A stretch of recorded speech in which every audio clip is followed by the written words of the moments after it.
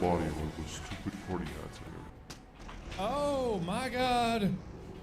I didn't think we were going that fast, but one of those exploding cacti. Oh, I'm a jellyfish again. Okay, what am I supposed to shoot? Zam. Can I go in there? Nope. What am I seeing in the end? And why can I jump so high? Who are you? Who are you? Who are you? Oh. Okay. Well, that was a different color totally than I thought it was. Oh, I'm passing out. Nope, it's just the brightness adjustments. I'll go forward then.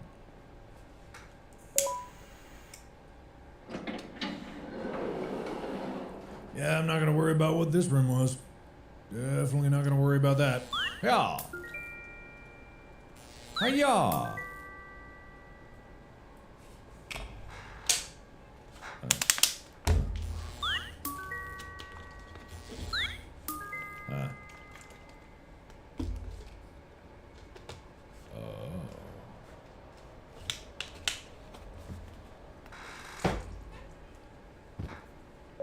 More mini game. Oh, well.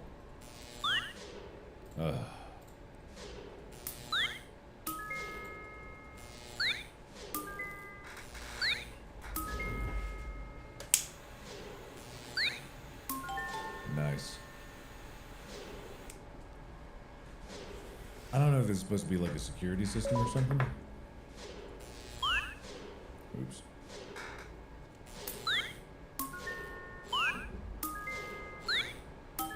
Nice. Whoa, my God.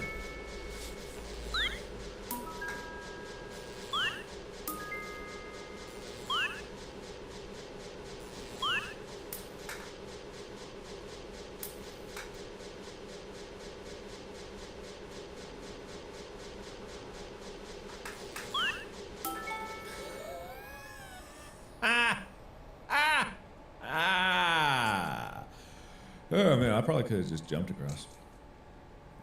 Well, I don't need to do that. Yes, I do. Huh? Oh, thank you. I mean, it's lovely that I'm passing out now. I was just getting used to the idea of being a jellyfish. Finally, Huh? you're waking up. Who? What? Hi! Bored, and that fella over there isn't much of a talker. Plus, it's scary here. That big green guy keeps checking in on us. I think he believes we're some sort of dogs. We could use that to our advantage to try and escape. He cannot know that we're alive. Every time we move or change something in the room, let's make sure that it's back to the way it was before he checks in on us again. What? This way, we can inch our way towards escaping, all while he doesn't suspect a thing. Oh! In other words, from his point of view, the room must remain unchanged. Oh. When he's close, the lights change color, so run back to your chair when the lights change. Uh-huh. I don't know where to start though, so you give it a try. Oh, yeah. What? Oh. Huh? What? Huh? What? Oh!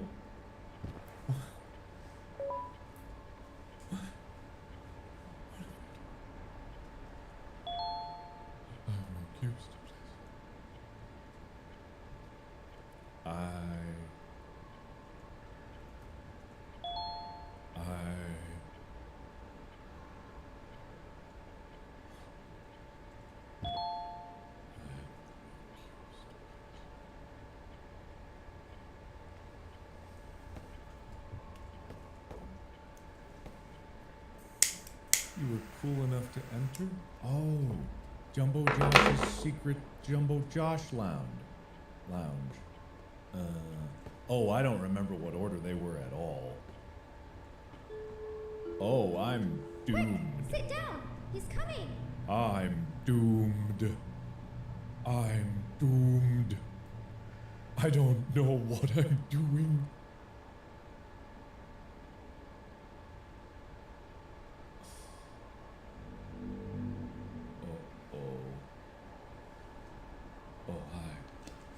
Hi. No, the doors weren't left like that originally. Oh. Ah. Oh. Hi. That's a problem. Okay. I understand now, I think.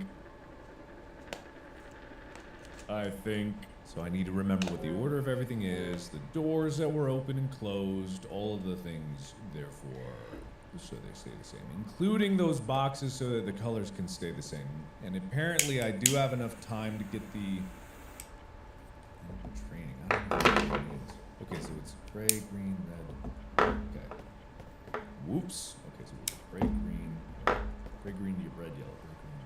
Okay, so I'm gonna take this. Actually, I'm gonna wait. What am I doing here? Oh! So gray, green, red, yellow. Easy, easy, easy, easy. You there, you there. No cubes to place. I don't think you're correct about that. Made it. Give. Now I have many cubes. I hope they're not just hanging off the back of my ass, because that would be embarrassing. So that's fine.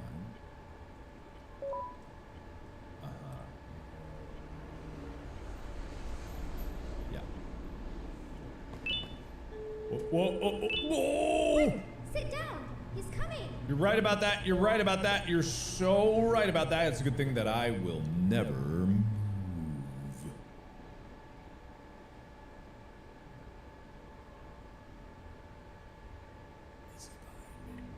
Is he right by me? He's right by me. I'm not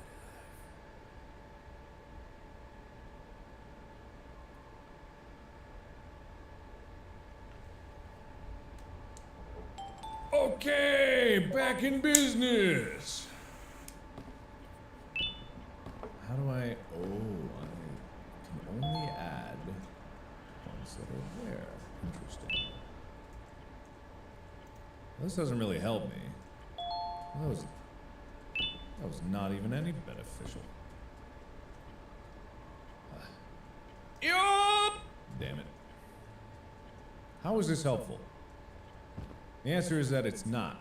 Maybe, no, but if I would, I wouldn't be able to, Oh, interesting. Ah, it's like it's an order of operations stacking puzzle. So I have to be somewhere to be able to do that. I have to have this here, or else I won't be able to go up there. Oh, never mind.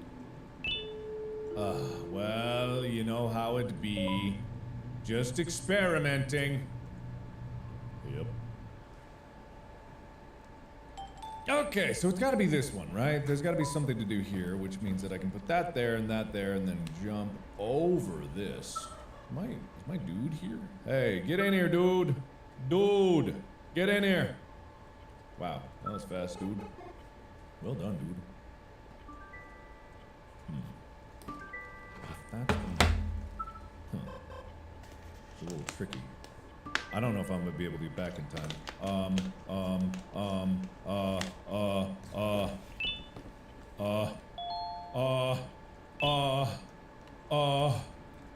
Wait, okay, so eventually I gotta get up and do those other blocks, but I need more blocks to be able to do that. So I gotta be able to do something in that room there. Oh. I think I'm getting it. Just give me a second. I'll get it. Don't you worry about that.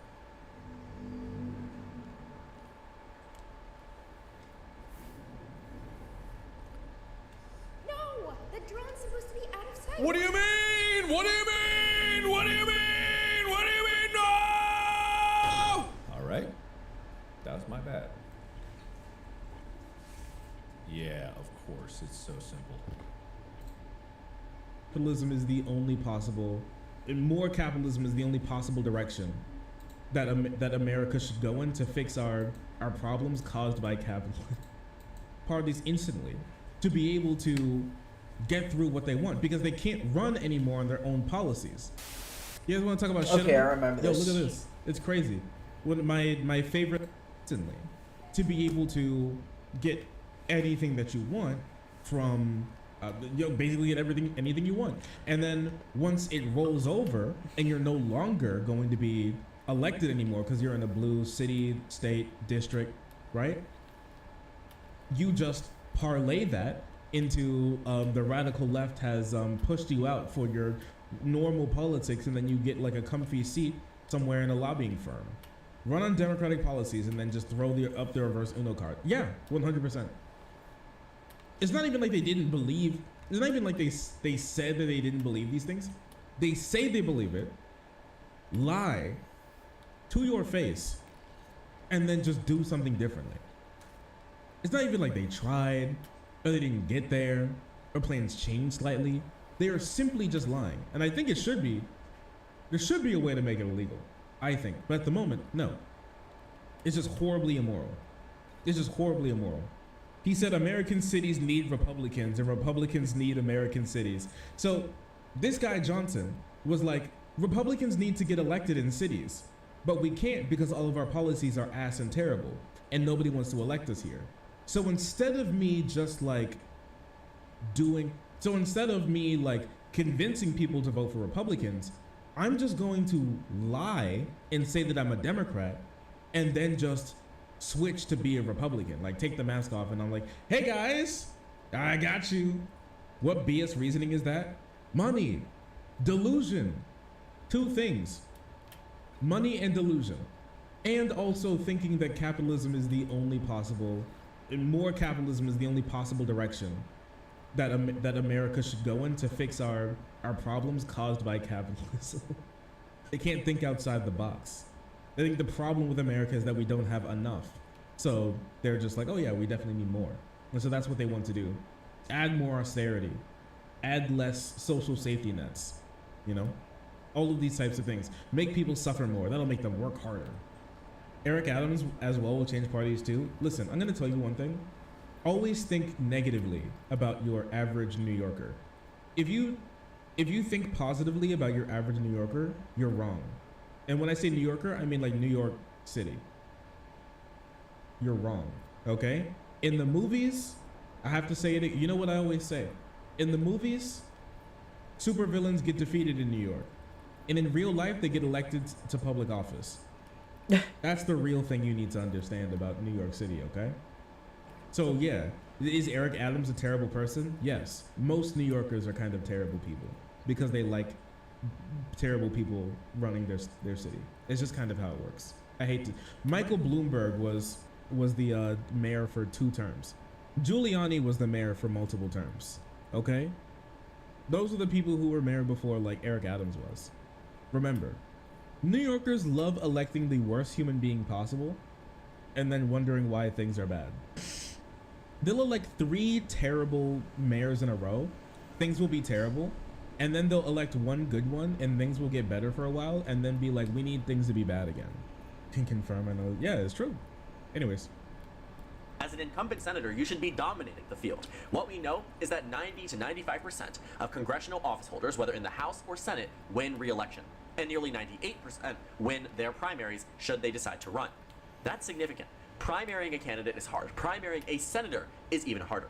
It's much easier when you can do grassroots organizing on a statewide, but rather on a congressional district level where you're working with roughly less than 1 million people. But when it comes down to statewide elections, states with large populations, 3 to 4 million, such as Arizona, it's a lot more difficult, especially when you're working in different regions of the state. What we know from American politics and general human psyche is that you vote for the incumbent most of the time. And that is the case in most of the primary. What happened here is because Kyrsten Sinema was so exceptionally unpopular amongst Democrats, Ruben Gallego had... Wait, New York elected a good mayor? Well, good is like, okay, good in New Yorker terms is like not a supervillain. And that's basically what I mean. Anyone had their support.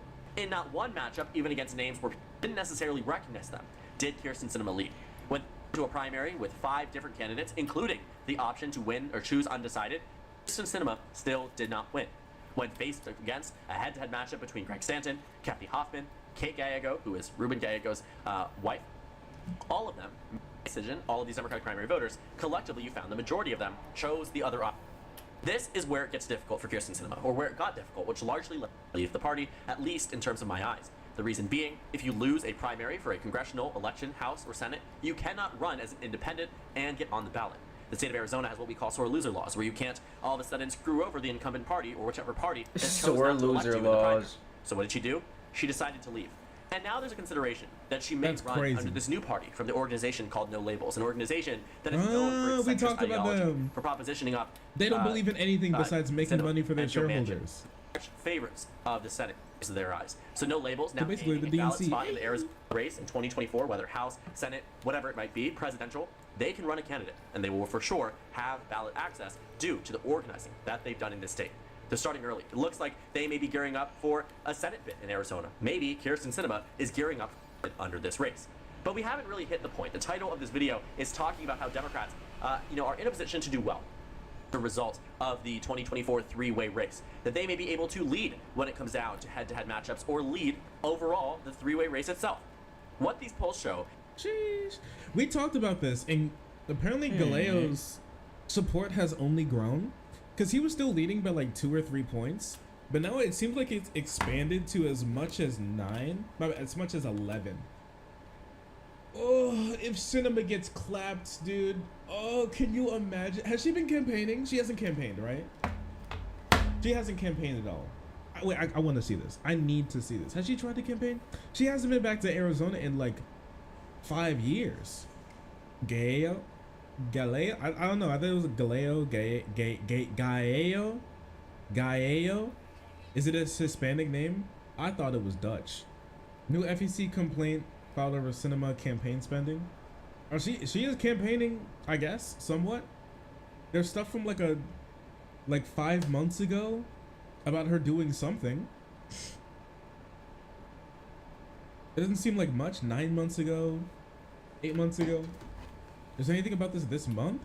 Oh, I mean, she did something. Okay, wait.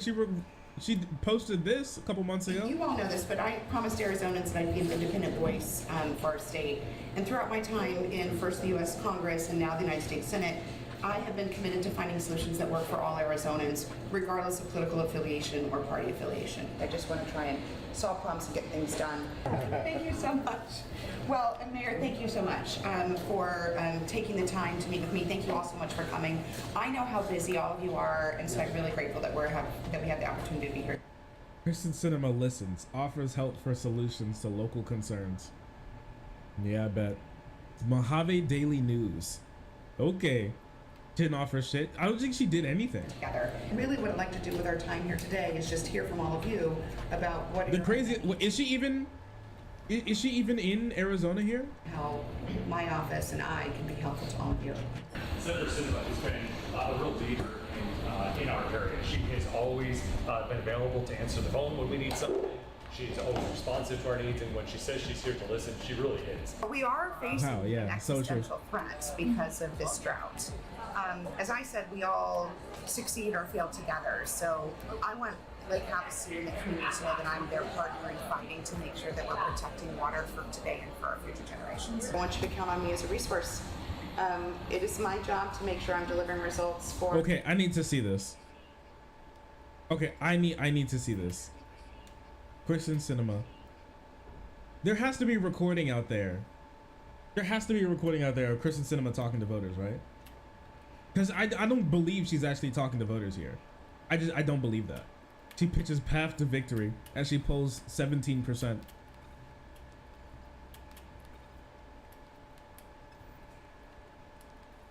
GOP Dems team up to rip delusional Sinema. Delusional Sinema. Over plan to wipe voters to swipe their voters in independent elections, and as running as an independent. She plans for significant GOP support in an expected re-election bid. Report says. Oh, she's actually delusional. I don't know why I made all She this. doesn't expect many Democratic voters. Why I bought Now, all makes that. sense. Kirsten Sinema is apparently pinning her hopes for re-election, at least in part, on Republican voters as she gears up her Senate run after leaving the Democratic Party. obtained documents prepared for donors by Cinema's team detailing how the senator could still win real. Here's how Bernie can still win. I love that man, but sometimes you gotta, call it quits. Sometimes you just gotta cut your losses, okay? I love you, all right? By relying almost entirely on support from independents and Republicans, her apparent path to victory would consist of only 10 to 20% of votes cast by Democrats, according to documents. If these parties nominate extremists as expected, Kristen will win a majority of independents, at least a third of Republicans, and a percentage of Dems. Oh, she's delusional. I just thought it was just going to be her trying to collect. I thought it was just going to be her trying to collect some fucking trying to get like a comfy seat on like a board and a lobbying firm. That's what I thought, bro. She is actually unironically thinking that she could win re-election. Is that true? Well, Cinema looks like a Muppet. I think Cinema dresses more like. I think if I'm gonna be honest with you, Cinema dresses more like one of the higher up in the Hunger Games, one of the rich people from the Hunger Games. Ain't no way she can pull a third of Republicans. I guess that's what she thinks, making her the first independent to win a three-way race statewide in American history. Oh, they're delusional. Oh no! Wait, they are actually delusional. Wait, I can't. Wait, what other plan could they possibly have? Besides her actually being delusional. Listen, guys, she's going to win a majority of the independents, a third of the Republicans, and some Democrats, making her the first independent to win a three-way race in American history. The document read. Cinema switched her party affiliation in December. Republicans might vote for her because she sabotaged Joe. She will get some Republican votes. A third is insane. A majority of independents is insane. Proof of that insanity is every single poll to ever come out. Is that Ruben Gallego, when faced up against many other candidates, takes a lead, but especially a lead against candidates like Blake Masters and Carrie Lake, Republicans who failed to win their elections in the 2022 midterm elections. And Carrie Lake, of all of them, is probably the worst candidate that Republicans could nominate for this race. She's extreme beyond compare. And had she been in Blake Masters' position against a candidate as strong as Mark Kelly, I honestly think that she would have lost worse than Blake Masters, even though she got closer girl to the bossing too close to the sun. Katie Hobbs ran a campaign better than Mark Kelly. All right, so once I get my shit maxed out on silver, gold, and platinum, in a head-to-head matchup. But our concern here is this three-way race. Now, Carrie could Lake start selling some of that too. That a failed candidate from 2022 is considering running again. Well, for one, we've heard from advisors close to Karen Taylor Robson, who lost the primary to Carrie Lake in the governor election in 2022, that she is considering a Senate bid. We've heard from advisors close to Blake Masters that he is considering a Senate bid. And we know now, more recently in the news, that Carrie Lake, this was 17 hours ago, is considering another Senate run. Is interacting with people on Twitter and other news sources, saying that she is considering a bid, that she might throw her hat into the ring, especially that there might be a spoiler in the race.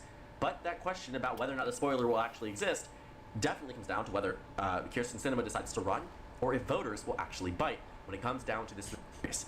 Now, bite. That's true. It is bait. I will tell you that. I think that what we are seeing in these three-way races is that there are voters who are shifting over to Kyrsten Sinema currently, but don't necessarily choose her overall. You see, the independent candidate here, being Kyrsten Sinema, peaks no more than 22% in these potential matchups. A lot of that support seems to be coming from both sides of the aisle. In matchups between Ruben Gallego and Blake Masters, roughly a very similar amount stay undecided, a difference of 5 points. But what you find is that he reduces from 34, or Blake Masters reduces down from 32 to 24%. Ruben Gallego reduces from 43% down to 33%. Kyrsten Sinema pulls from the undecided category, that's 22%, and you still have a significant chunk of the electorate that is ultimately undecided. But in all of these races, Ruben Gallego comes ahead. And I think it comes from the fact that Kyrsten Sinema's base no longer relies on the Democratic Party, at least to the extent that it once did. She's still pulling away more from Democrats than she is Republicans. That's a problem that needs to be solved moving forward. But I think Democrats should be quite surprised. In fact, happy.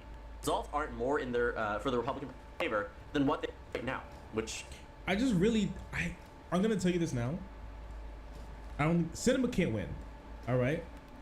Her goal is one of two things. One, to win and she's delusional. Or two, to just let be a spoiler so the Republican can win. And then it would make perfect sense. There's only two options. There's literally only two options for what's going on here. And I'm going to tell you, It could be either one. It really could. But no matter what, she's not going to win. But I know if she knows that, she's probably going to try to take the, like, in the country, nationwide, left side down. Whatever side is to the left of her down. That's possible. She's just a spoiler. Maybe. It's possible. She has no chance of winning. Okay, but just because she has no chance doesn't mean that she believes she has no chance. Those are two different things. Two very different things indeed. Come here. Come here. Oh. Hi. Oh, sorry. I didn't see you there. If you're enjoying the content, hit the subscribe button. If you don't, it'll make Boo very sad. I know a bunch of you who are watching are not subscribed. Join the frenzy. You won't regret it.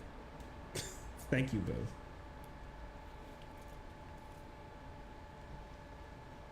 This could be a slow rollout. Many people aren't expecting it to be that. They think, oh, everything's going to come right away. They're trying to temper those expectations. This will be a slower process. And this is where I'm torn, because I could see it going either way. On one hand, their ability to flood Game Pass next year may remove the need to do day and date with Call of Duty. There would likely be no contractual barriers after, I'm thinking, March or April of 2024. It's understood that currently PlayStation's Call of Duty contract ends in 2024, presumably in the first quarter.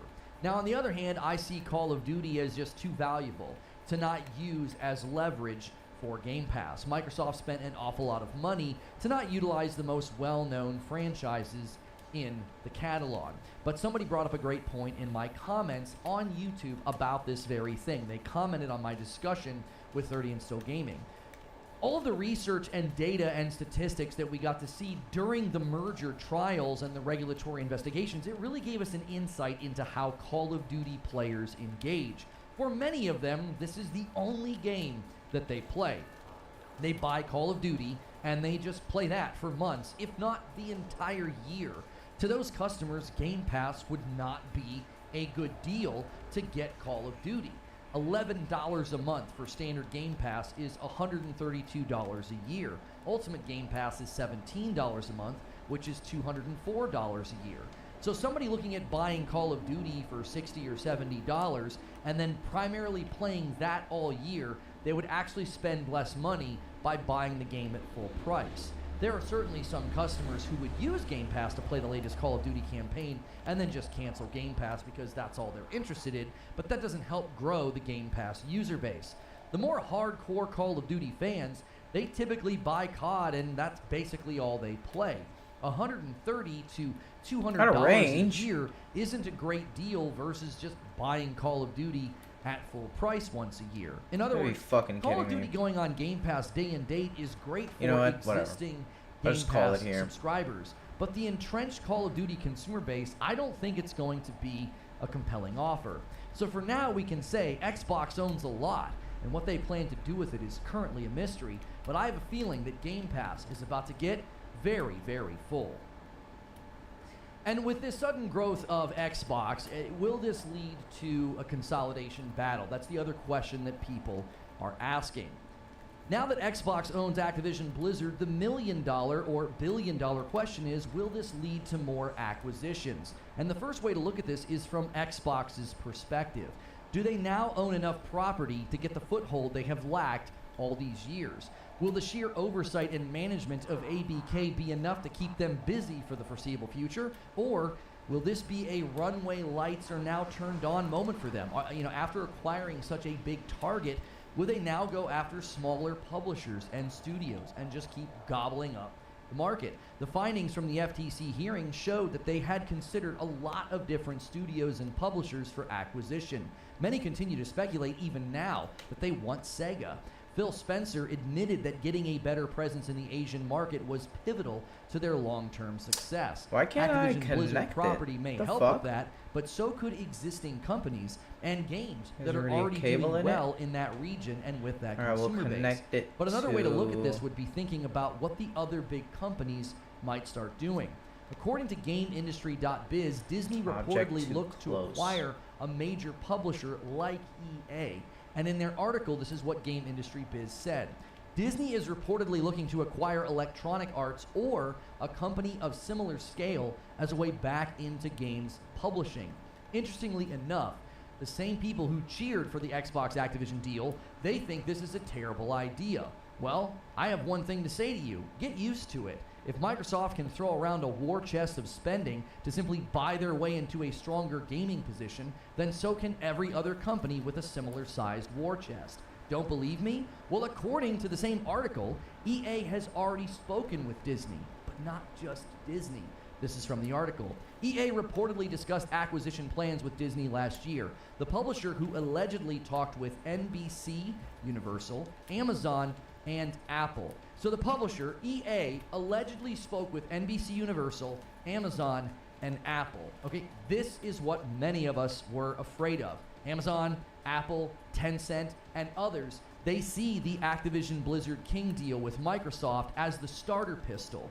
Anything smaller than this deal should be fairly easy to get through the regulators, especially considering Xbox pulled it off as a gaming platform with competitors who depend on the very games that they bought. Like, really think about that. Xbox is actively competing with PlayStation and bought property that benefits PlayStation, and they're in competition with each other. Disney, Amazon, Apple, all these other massive corporations, they don't have a gaming platform. They're not competing with PlayStation, Nintendo, or Xbox. They would likely just serve as large publishing entities. You piece of shit, why did you land here? Property. So their attempts to buy into gaming and the gaming economy will likely be met with little to no pushback from the regulators. They just let Microsoft do a $69 billion acquisition, and they are a gaming platform already competing. In my estimation, the regulatory bodies failed to see the litany of problems with letting a gaming platform and a gaming storefront buy this much property, and given their failure to see those aspects, I don't expect them to push back on any big non-gaming companies trying to do this, trying to further consolidate the market, furthering concerns about what consolidation at this scale can do. Embracer Group was recently in the headlines, and to a degree, that situation's ongoing. It's not Let's see how long this lasts. Yet.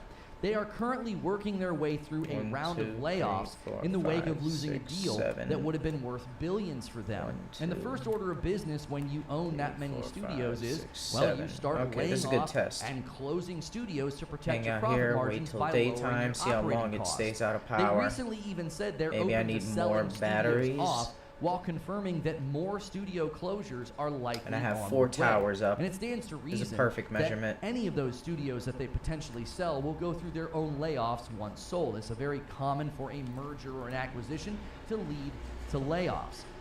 It's a quick way to lower your costs on the newly acquired assets to help set a trajectory of ROI. Yeah, so let me look at the we batteries. have 2 cautionary tales in front of us. One is Embracer Group, who according to their own site, they have 139 internal game development studios, and they have more than 16,000 employees in more than 40 countries. But when you gobble up this many studios and you have this many employees, the slightest amount of turbulence and profit disruption, well, that's easily rectified. With a few pen flicks, they can lower their annual cost by millions, if not billions. It wouldn't surprise me at all if we see similar behavior from Microsoft in the coming years with ABK Studios. But the other cautionary tale feels more like a caution sign.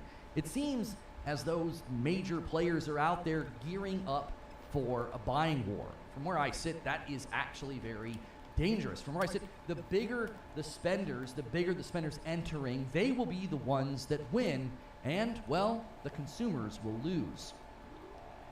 Which is why I wanted to end my monologue by saying that you should be consistent and that Xbox now has no excuse.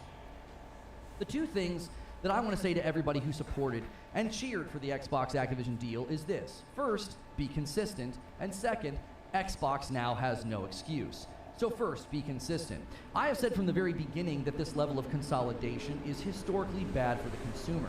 I would typically be told that, well, if it were Sony, then you would be okay with it because they assume that I think everything Sony does is great. Well, this is simply untrue. When the idea was floating around that Sony would buy Take-Two, which that's basically financially impossible from where I sit, but the idea was floating around and it was bad enough for me to do a show. And I said, no, this would be bad. I have been very consistent. The reason I've been consistent is because I look beyond Xbox and I see Microsoft. And I don't like Microsoft. I wouldn't want Amazon or Google or any player that size doing this to the gaming market.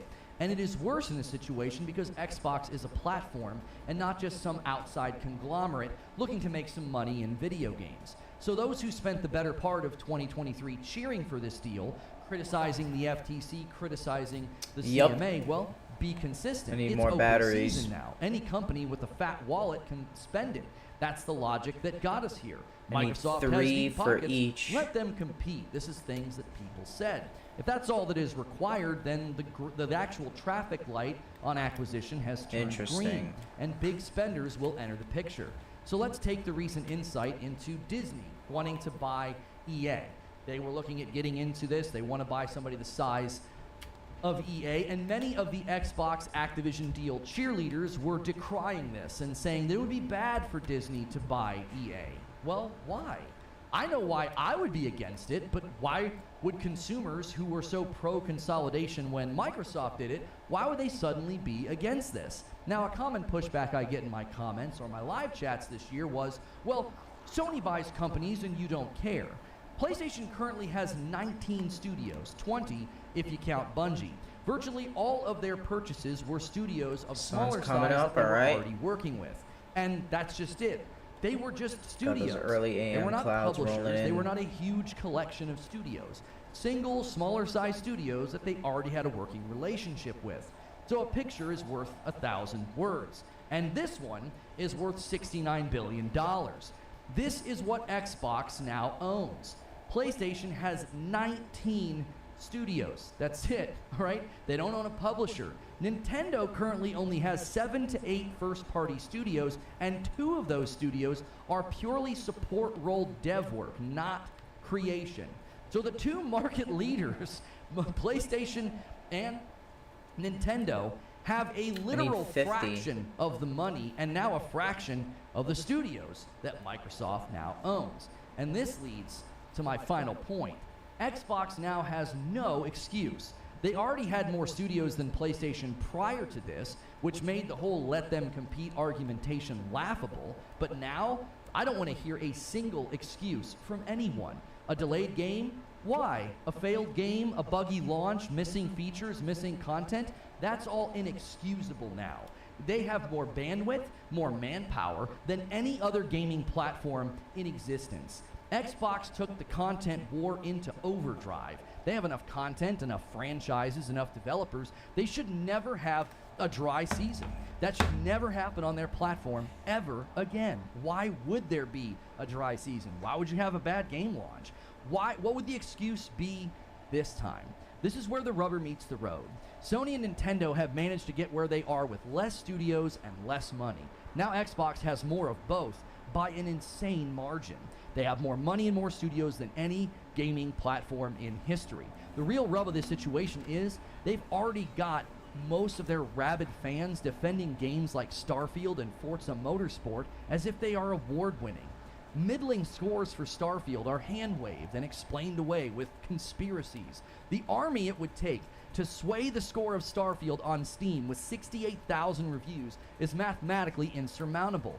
And the way the score has landed in the exact same average is uncanny. Look this up yourself. Currently, Starfield has a 72% on Steam with 68,000 reviews. And it currently has a 3.6 out of 5 if you go to the Xbox Store website where there are 20,000 reviews. Well, 3.6 out of 5 is 72%. So it has a 72% on Steam and a 72% on Xbox, but we're told this is because it's a bad port or because it's being review bombed. How do you get the exact same score on both platforms if it's a bad port or if it's being review bombed? The absolute massive army and work that people would have to do, knowing that Steam actively works against review bombing and removes scores from the total if they detect that's going on, and is Xbox allowing their own title to be review bombed in their own store? That seems ludicrous. It's a 72% game because it's a 72% game. Forza Motorsport has a 41% on Steam with 2,000 reviews. I went to the actual Xbox on my couch, turned it on, and went to the Forza Motorsport to see what the score would be. I've been told that, well, if you go to the Xbox store on the browser, it's including PC, and the PC is worse because of the Xbox store or whatever. Like, that's a great endorsement for Xbox anyway. But Forza Motorsport has a 58% on Xbox, but it's still defended. I'm called a hater for simply pointing out these scores. If Forza Motorsport and Starfield are banner titles, award-winning titles in the eyes of the Xbox loyal, then Xbox has created a perfect ecosystem and consumer base for mediocrity. But given their size and how much they now own, I am holding them to a high standard. The cadence and quality of games should improve with this much power. But given what the most faithful fans are willing to accept and defend, I won't hold my breath on the quality part. They're probably going to stress quantity over everything. From where I sit, the content war has been going on for a while, but Microsoft just shifted a lot of power and weight to their side of the board. And the question is, what will they do with it? So here are my thoughts and my conclusion on this. It's clear to me that many haven't really come to grips with just how big this deal is. I think this image just captures the absolute mountain that they now sit upon. That there's so much content, so many studios, so many franchises. For many people, this was a fun spectacle, a thrilling debate, a way to score points on Twitter. You know, something just to argue about to pass the time. But when you actually zoom out on just how much Xbox now owns, it is pretty impressive. And I know folks will point to Tencent or other big conglomerates. The difference here is that Xbox is a gaming platform. Tencent is not. Even Amazon and Google don't have gaming platforms if they start deciding to spend money. The second thing I want to say is, I'm already seeing speculation that they will shift into a more publisher role. Given the size and the amount of profit that they're going to need to generate, I get why people are saying this. I also saw the clips of Tom Warren echoing similar thoughts that I had. This is going to be a slow rollout. It'll take a while for this to impact Game Pass in the way that many are hoping for. But I am not compelled that Microsoft is heading towards acting like a publisher. My view is that they are going to loss lead for decades to become the biggest, largest, most unified gaming ecosystem. Console, PC, mobile, cloud, TVs, all of it. And they're going to loss lead their way to dominance, and they're just going to spend money as much as possible to get there because they anticipate that being the future that gives them the relevance that they need. My conclusion is this. The best thing to come out of this deal is what I already said. Xbox now has no excuse. If they don't deliver excellence, if they don't deliver quality, if they fail to deliver on cadence, well, I don't want to hear any excuses, okay? I have an Xbox Series X, so if they nail it, if they start cranking out great titles, next-gen titles, titles that show off the power of the Series X like I was promised, then I benefit from that. I'm not a one-system person. I game everywhere. I go where the games are. So if this results in Microsoft suddenly just absolutely dominating with quality and with cadence, and they become undeniable, they become a force as opposed to just mediocrity splashing against the wall of a subscription cadence, well, then I'll be happy if we actually start to get the quality. If $69 billion in a historic acquisition is not enough to put Xbox into a stronger position, then there is no hope for them in gaming. If this brute force, mass spending move does not bring Xbox to higher levels of quality and cadence, then we all lose. And that's the show open. Thank you guys so much for being here this morning. Those are my thoughts on how this is just the beginning. They're just getting started. I think there's going to be more people spending, more acquisitions on the way. I don't know if Microsoft has their own plans for more acquisition, because the issue would be they've got a lot to focus on right now. They got a lot of work ahead of them. Folding Blizzard Activision titles into Game Pass and into their funnels and into their cadence and management and oversight. I mean, they've got a lot to manage already. So I don't know if that's what's going to be the result from this, but I do think this is likely just the beginning, that we will see some major players enter into what feels like will become a buying war. Let me make sure and thank some fans funding here on my page. Let's go here and get the daily goal up. We got 2 gifted members already. The first one comes in from the bright side. Han shot first, and so did you. Thank you so much. But then Alex Witter and DK Bager each gift a single member, and they take us to 3. We have adjusted the goals a little bit because this month has been a little bit different than past months. So what we have done is we have made it a little bit easier for you, okay? Right now we have 2,100 members. We need 2,500 for Fright Night. We will do that, I believe, this week. We'll play a scary game. Maybe we'll do it more than 1 week because my wife and I sometimes like to play those games that take multiple weeks. And thank you so much, DK Bager. What's this tweet here from Bethesda? Pete Hines, head of publishing at Bethesda, has announced his decision to retire. Oh my gosh. Yep. Going out, mic drop on Starfield. Is anybody surprised? Drop the after banger of what a he had generation. said? Is anybody surprised?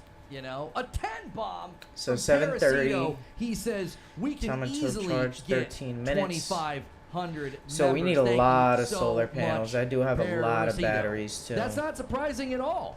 Like, I'm not shocked. Why would Pete Hines want to stay there? He was clearly unhappy. He was like, he did not like the way that their property was being treated. He didn't like how the whole thing went down. You could tell from his one email. He was like, we were told our stuff was going to be exclusive. Yeah, we will do a Spider-Man 2 review roundup tomorrow, guys.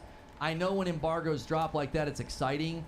There's literally no way for me to do a show on that right now. You guys are going to have to be patient with me. I never pivot like that. It's almost impossible. I put a lot of work. I wrote most of that monologue yesterday. Probably 90% of that monologue was written yesterday afternoon. So, what did he say? He's just decided to retire. His public presence was only a small part of, it's Puff. His public presence was only a small part of his role at Bethesda, although the way he represented us carried over into the values he nurtured here: authenticity, integrity, and passion. His contributions have been integral in building Bethesda and his family of studios into the world-class organization that it is today. His vision helped push us forward, and his hard work inspired us. Thankful for 24 years of leadership. We'll miss you, Pete. There you go. And another gifted member comes in from Joker Quinn, and another gifted member I could use a comes couple in more from solar Patrick panels Q. just Patrick to be Q with safe. the Oh my layup. god, Such I a need nice so score much. right there. Such an easy one. That's putting it in so simply, and a 10 bomb could bring us home to 25, tempting the big boys. I am not surprised at all that Pete Hines. I mean, that's like 3, 4, 5. that's 6. a very, very Times 4 is 24. predictable thing. I think when you looked at 25 his solar emails, panels. I think when you looked at the way he was responding to 2, 4, 6, even the way he 8, responded 10, to inquiries about Starfield, you could tell the dude was 11, ticked 12, off. 13, 14, Right? I don't. It does not surprise me at all. 25. You know what I'm saying? It doesn't.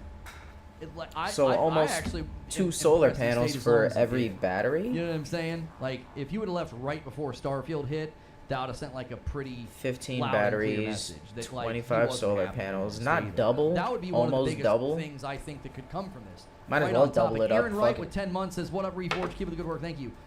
Right in line with what we're talking Oh, about. that's why I doubled it up for right? the daytime The charge. Xbox This Activision planet deal has closes. a I mean, pretty the long loss of nighttime. talent could result in the exact same thing. You could have the exact same type of scenario happen where you have a bunch of talent leave, a bunch of management left. Like, Activision already had that happen leading up to the acquisition. A bunch of them left, right?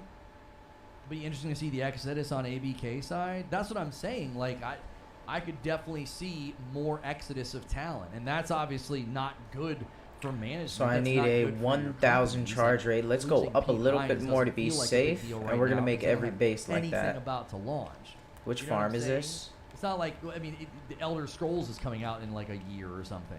This is the Two-spot from Copper P-Dub. farm. H-Town says the mass exodus from Xbox begins. 25 solar panels, 15 batteries. We'll Alex put with down 13 some months. more.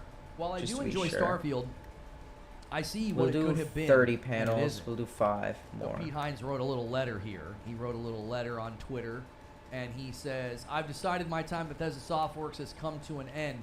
I'm retiring and will begin an exciting new chapter of my life, exploring interests and passions, donating my time where I can, and taking more time to enjoy life. This is not a decision I came to easily or quickly, but after an amazing career culminating in the incredible launch of Starfield, it feels like the time is right. There is certainly not goodbye by any means. My love for Bethesda and its people has never wavered, and I will never stop being part of this incredible community we have grown. Thank you for the hundreds of thousands of fans I've gotten to meet and talk to over the last 24 years. Your energy, creativity, and support has been a big part of my journey. I look forward to experiencing the next part of the adventure alongside you. Working with the amazing people, teams, and studios at Bethesda has been the greatest experience of my life. I'm incredibly proud of everything we've done together. I'm genuinely excited to see the amazing things they create next. Love you guys, Pete. Yeah, I mean, he's talking to Bethesda. He's you know, and he's retiring. He's not going somewhere else. So, you know, it's not like he's taking a better job, or, you know, somebody came in and headhunted him. He's done. He's like, that's enough. I'm good.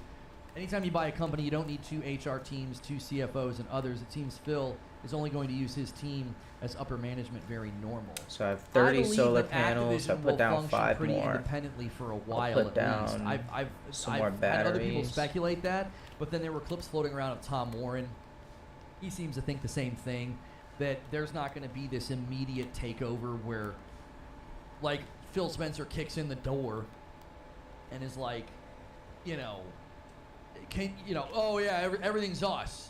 Everything's us now. You answer to us. I think they're going to let them operate independently for a while. I think Mayhem comes in. Mayhem drops a 20 bomb on the chat That should and be good enough. screams past the goal and takes us to 35. Also being the agent of chaos and pushing us to the next potential goal, a 20 gifted member bomb. If you get a gifted member from somebody in this amazing community, be sure to say thank you. Parasito with the 10 bomb, and now Mayhem with the 20 bomb. Line We 'em up should like be able to hit this. Fright Night, no problem. 2,500 will be easy to hit at this rate. If you feel like paying it forward, you got a gifted member, and you're like, man, I could definitely pay it forward, then gift a 3 member minutes to for a full somebody else. charge. That's Pete really Hines, good. PR and I got a marketing lot of guy. panels up. It was clear as day to me that Pete Hines was not happy after the acquisition. So, listen, that's common. I mean, nobody likes to get bought. Nobody likes to get bought out. Nobody likes to get purchased.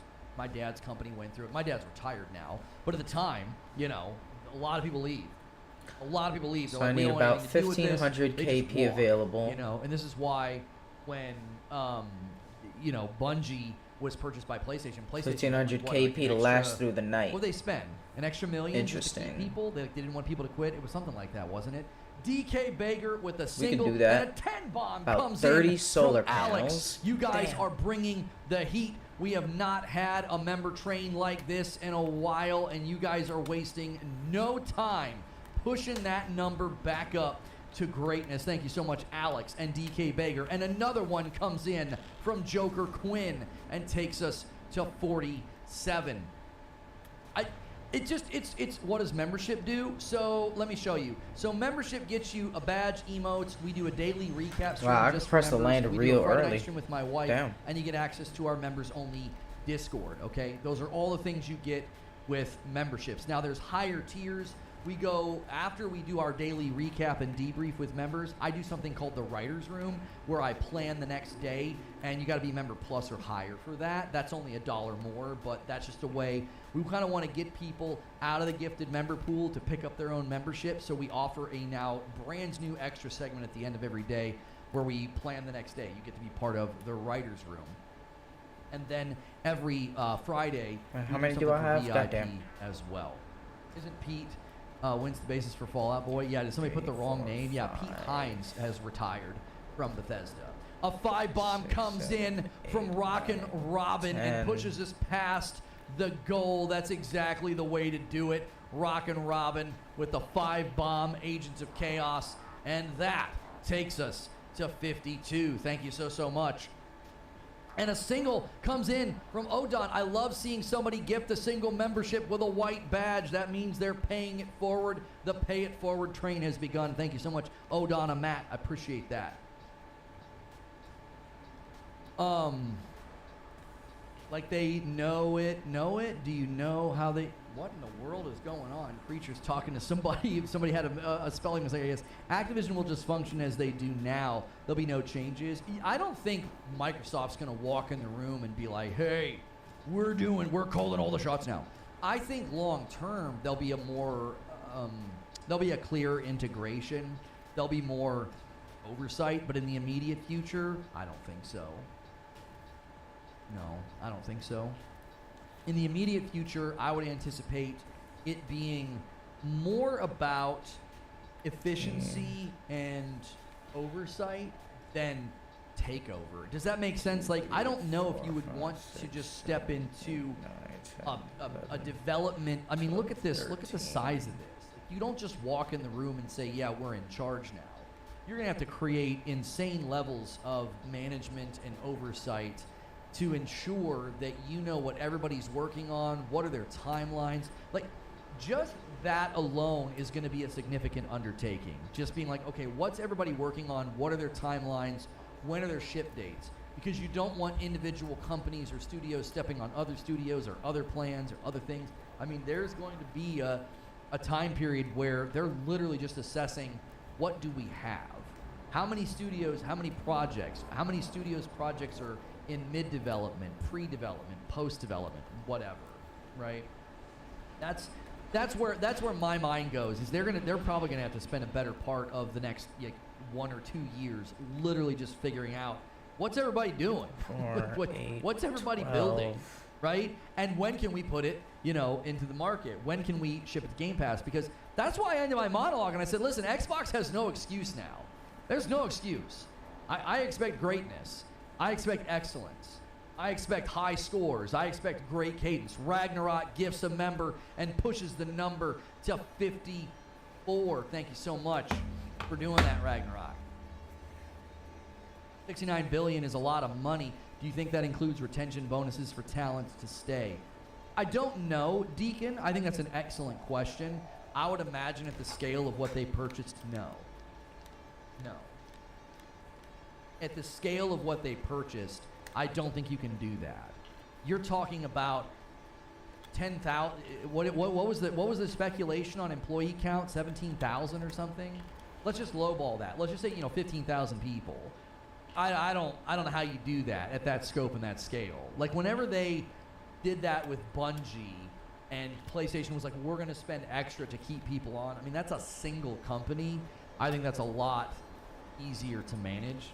Nerd Mother says, I expect coffee. Yeah, guys, don't forget the coffee in the corner here. Our light roast is back. We also have the dark roast. You can go to reforgeroast.com and order some today. That is not a sponsor. That's mine. It's in my house. My wife and kiddos bag it up, box it up, ship it to you. You get cute little thank you cards from my kiddos. You're supporting basically, this is basically supporting a small business. This is not like a kickback thing. I buy it. It's roasted and bagged and sent to me, and then you guys get to buy it and support what we're doing here. So thank you so much, whoever has been doing that. A lot of coffee orders last week. Thank you, everybody, for doing that. Since Ubisoft has control over cloud worldwide, does that mean all current and future ABK games are multi-plat if they're cloud enabled? I believe it's just cloud rights in the UK, is it not? Did they give them global cloud rights? I thought it was a UK region thing, and if anybody wants cloud streaming in that region, Ubisoft has to give them the rights, like they literally have to. So I counted Xbox will have 68 studios under their management. This is pre any studio cuts. Right, and for comparison, 19 studios at PlayStation and like 7 or 8. Right? 7 or 8. What is that? Can you check that when you get a chance? What is that?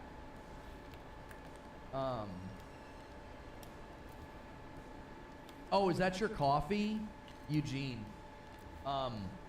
We had a surprise visit from in-laws. So your coffee order is printed, and that is still its status. The label is literally in my entertainment room. I am sorry. We got a surprise visit from my in-laws, so the coffee orders from Thursday and Friday did not ship like they should have. So, sorry. We're usually crazy fast on turnaround time. I am sorry. I got a surprise visit from my in-laws this weekend. So, You know how my weekend went. So sorry about that. We're usually very fast, and all that should be shipped tomorrow. Children workforce, yeah, right. I really hope that ABK cloud rights to Ubi doesn't come with a checkmate move from Xbox by buying Ubisoft. Well, I mean, there was speculation that like people were like, well, what if PlayStation buys Ubisoft? I'm pretty sure per the terms, all the rights go back to Microsoft if Ubi gets purchased. So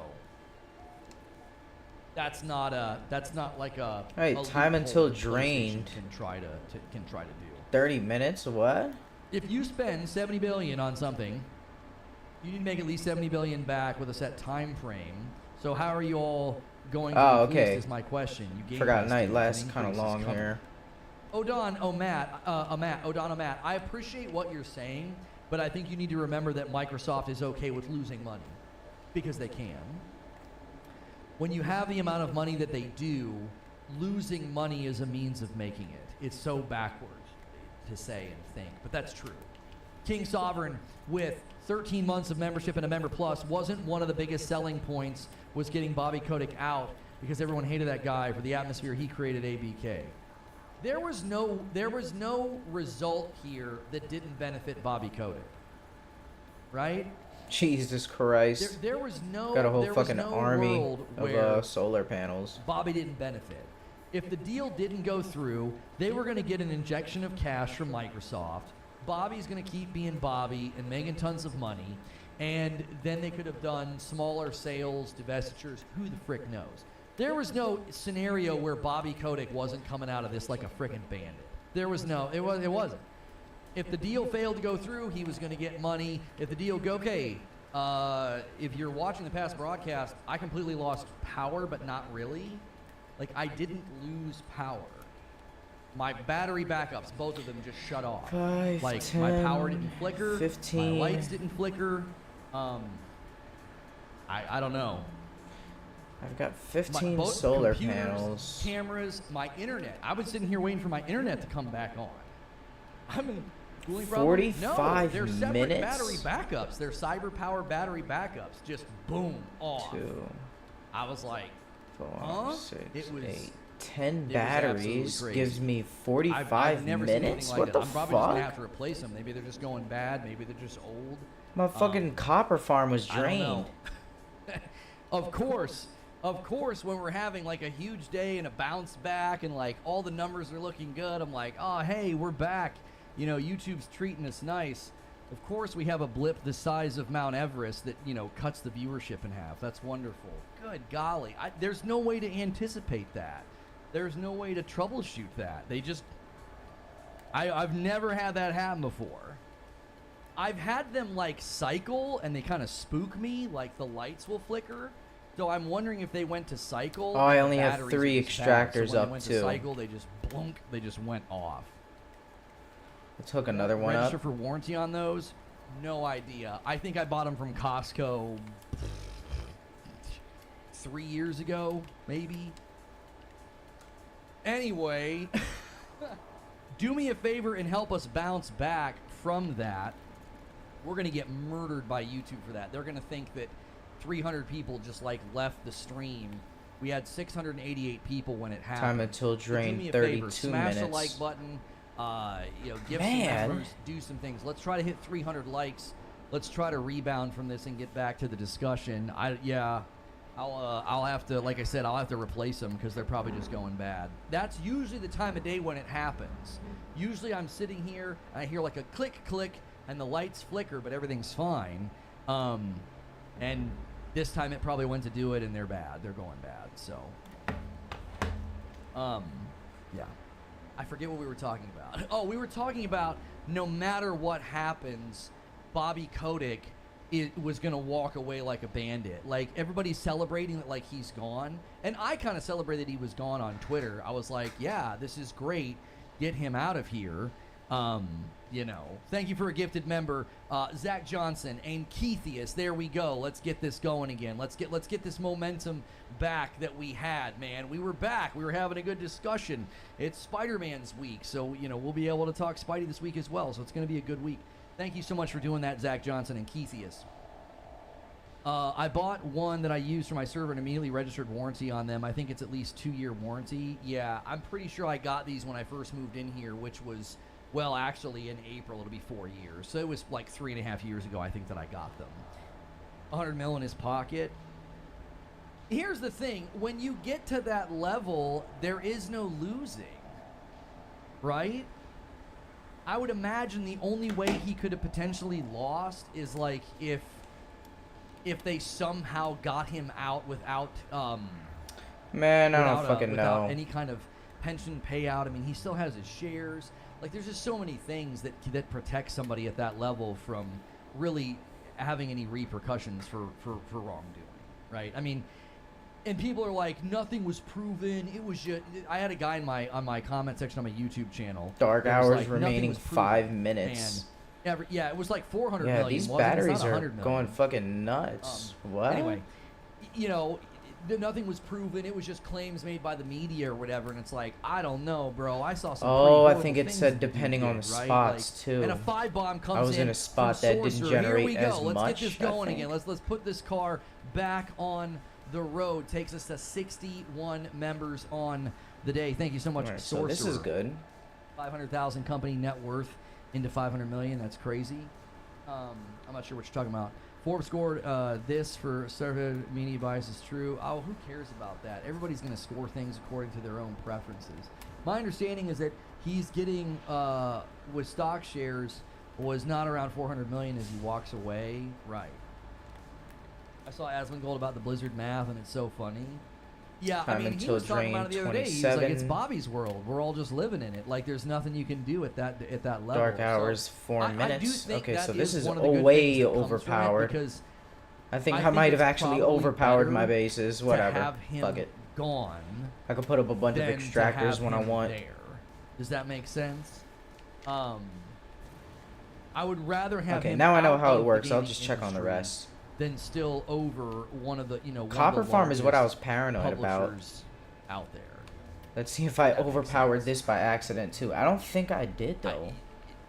There is no situation where something good comes from 4 minutes of as far dark. as like consequences on a man that you feel deserves to be judged or whatever. Like he dodged 48 Now, he might minutes. not have Oh been my an active God. contributor to some of the bad stuff. Yeah, I It's just definitely the other way. overpowered a few of But these. When you get to that point, it's like there's nothing you can do to him. There's nothing you can do. Yeah. The best case scenario is that you just get him out of the industry. I'll take these The- back. And the CEO for Unity. Now, Asmongold and many other people have speculated that that's not Bobby's final form. Like he's gonna, 39 minutes. He's gonna do more. Dear God. They'll either have him, come in and help with Dark more than hours just the remaining, transition. 3 They'll minutes. bring him on, at a Microsoft level. I or really something. didn't need all I don't this know. shit. If this trend continues, How many Square is gonna batteries did I become put up? target. Holy shit. Yeah, I've seen reports Square's stock price fell below 5,000 yen and closed at its lowest price since May. Yeah. Okay, yeah, there's we're people thinking that that's gonna be good. a Sony 27 minutes. acquisition, That's just to perfect. protect the property, which would make for a real interesting scenario. I think next up after Do I I think Phil power is the doing a better job bases than Bobby Kotick? is add here's more the reality. silos. Are you asking me, do I think Phil is going to do a Let me better go back job over here, like collect having my once copper. Bobby's gone? I Shit. don't know. Hate him as much as you want. Bobby got results. Bobby did exactly what shareholders want.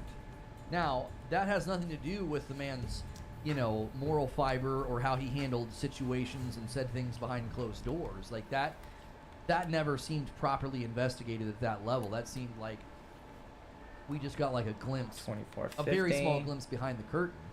But I don't think you can. If you look at his performance on paper, Yeah, 22 minutes. shareholders at other companies probably want him to come to their company. Does that I make put up sense? way too many As long as batteries. it's not Jesus a PR Christ. nightmare to bring him to your company. Yeah, There's a let's lot of get rid of companies some right of now that these. would want Bobby Kotick. Ooh, excuse me. Does that make sense? Things now, if Kotick wasn't this, he'd be the man to lead Xbox, not Phil. I mean, it's hard not to disagree with that because it's like it's really hard to disagree with that. I'm sorry, because to a certain degree, if he was squeaky 24 clean minutes, morally, if, like there weren't any of those bad stories, if there weren't any of those things that came out about him, you would probably think that you'd be like, put him in charge. This guy gets results. This guy's been in the gaming industry for a long time. He's led some of the most, successful years for one of the largest publishers in existence, one of the largest publisher conglomerates in existence. So like, yes, and that's why I think as long as it's not like a bad look from PR, it wouldn't surprise me at all if some other company picks him up. Yeah, like he threatened to have like his former assistant killed. Like the dude has like said some crazy stuff, right? The dude has said some crazy stuff. He doesn't seem like a nice person, okay? But do you think shareholders care about that? Do you think they care? Like if they're trying to make money, if they're trying to get somebody in charge that's going to turn things or fix things or repair things or increase production, increase profit, whatever the case may be, you're going to look at a guy's like that resume and you're going to say, I don't really care about that stuff. Let's just get him on board. Now, I'm not saying that's right. I don't like seeing people like that succeed, but what are you going to do? What are you going to do? Yeah, CEO's a scumbag, shocker. Who has put games in your hands? I'm not sure what you're asking. Do you also love the military-industrial complex? Are you saying I love it? I don't love it at all. I'm just speaking frankly about how the business world works. I don't think it's great. I don't think it's great that people like this succeed and make as much money as they do. I don't. I'm simply giving you the facts. Shareholders don't give a crap. I would care. I wouldn't want to work for him. I wouldn't want him working for me. That doesn't mean shareholders think the way that you and I think. It's easy to be doe-eyed and ideological when we're sitting here not in those positions of, well, this guy will come in and make us a ton of money. Yeah, but he's done bad things. A lot of them are going to say, okay, what does it have to do with us making money? I'm not saying that's good. Out of context, what I was saying could make it sound like I'm super pro Bobby Kotick. I'm not. I'm simply saying the guy got results. Somebody might scoop him up and make him a really good offer. Hey, come be our CEO because you get results, right? Not I, me, Pete. Not I, me, Pete. Thank you so much for gifting a member and taking us to 62. You're the best. Appreciate you so much. Thank you. Being a good leader and being a good person aren't the same thing. I don't like that you use the word leader. I think being a leader and being a manager or a CEO is not necessarily the same thing.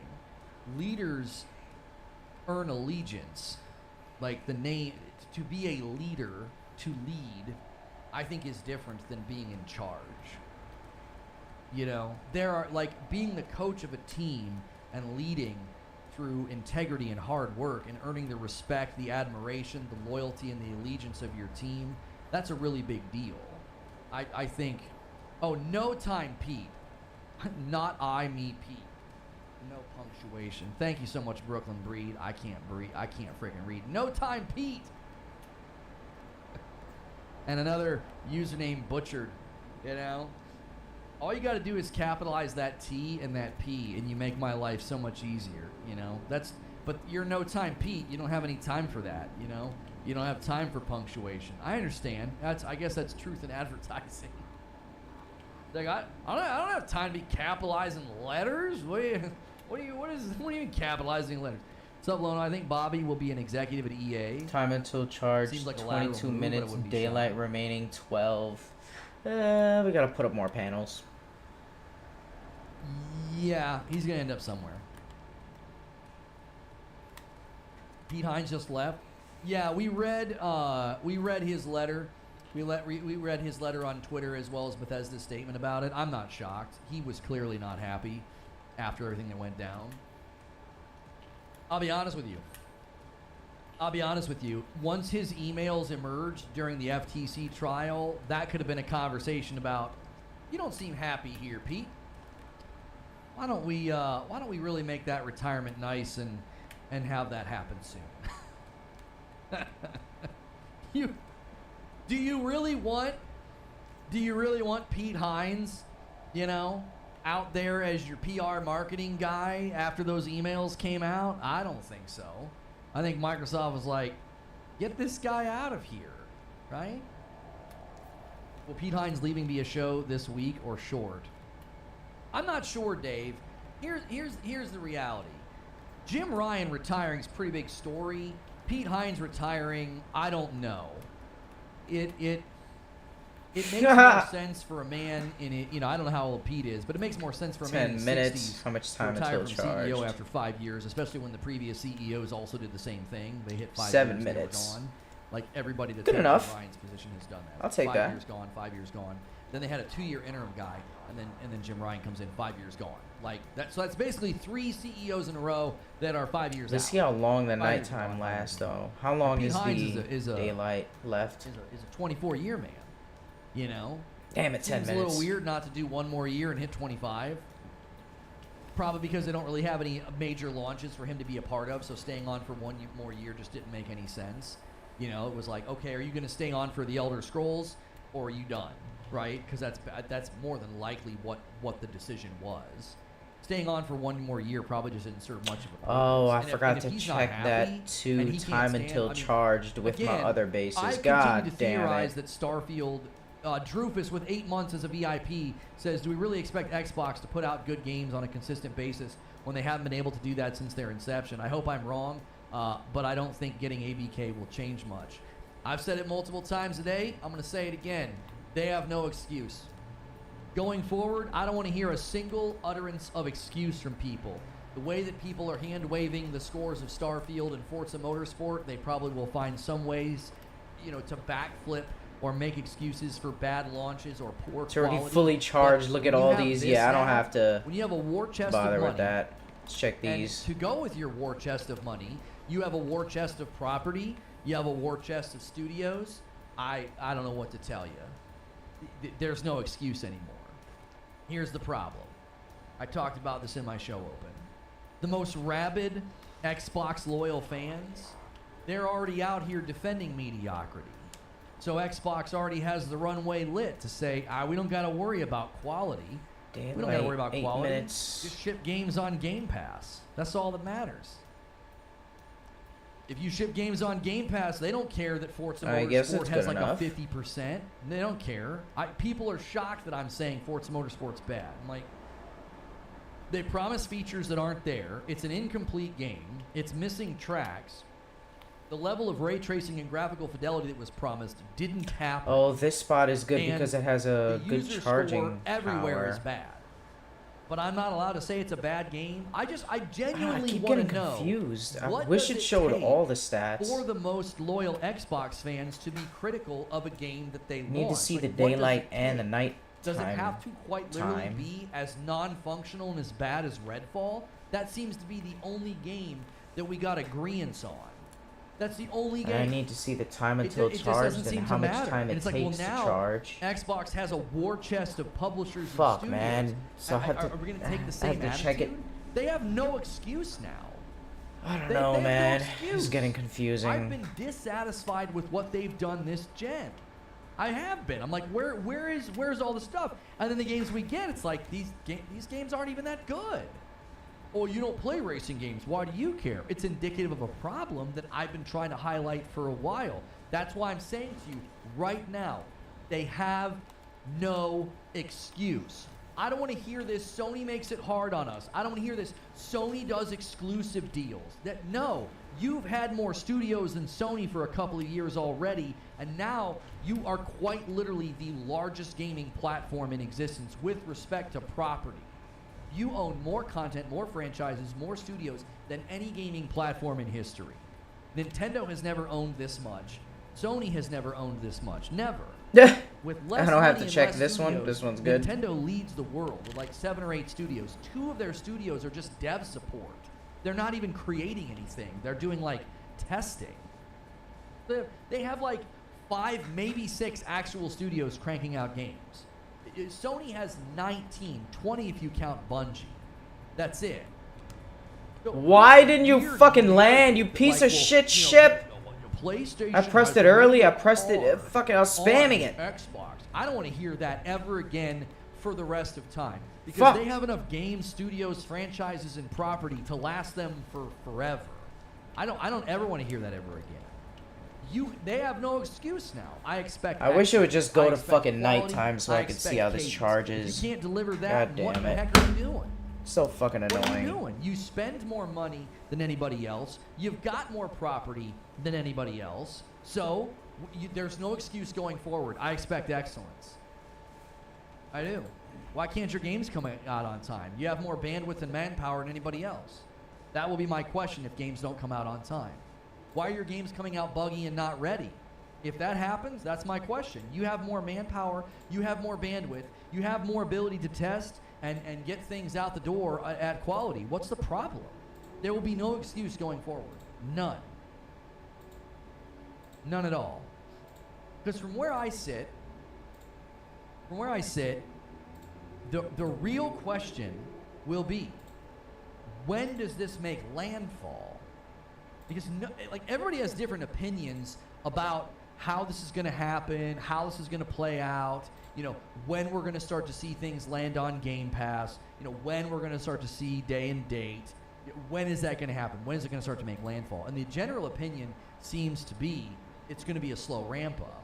It's not going to be immediate, okay? So that's question number one. When's it make landfall? And number two, when can you start seeing the actual benefits? Just them putting a Call of Duty on Game Pass, to me, that's great for existing existing Game Pass users. That's amazing value for you. Right now, if you're bought in, if you've got an Xbox and you've got Game Pass, then this is great for you. If they start putting Call of Duty on Game Pass, that's great for you. But for everybody else, what does that do for us? Another blip? I don't think so. I'm here. I'm still here. Goodness gracious, I'm still here. Someone asked Lono if I can use the word. No, please don't use that word. I mean, I don't really care, but I don't want to see that word in chat. I don't mind if you swear in chat, but that word's kind of harsh. That's kind of over the line. You fucking cunt. They can have delays. Fucking What they stupid shouldn't bitch. be having anymore is an entire slate of delayed games, all coming out unfinished like last year. I mean, I think that's better stated, Eugene. That's better stated. It's like, you can't just keep delaying games and having them come out not ready, not when you have this many. It's not how many studios. Ubisoft has 40 plus and are smaller than PlayStation Studios. Okay, that has nothing to do with what I'm saying, Ted. That has nothing to do with what I'm saying. I am saying that when you have that much property, you have that many games, no excuse. Listen, dude, you're in here on a month-old account and all you're doing is trying to pick fights with people that are off topic.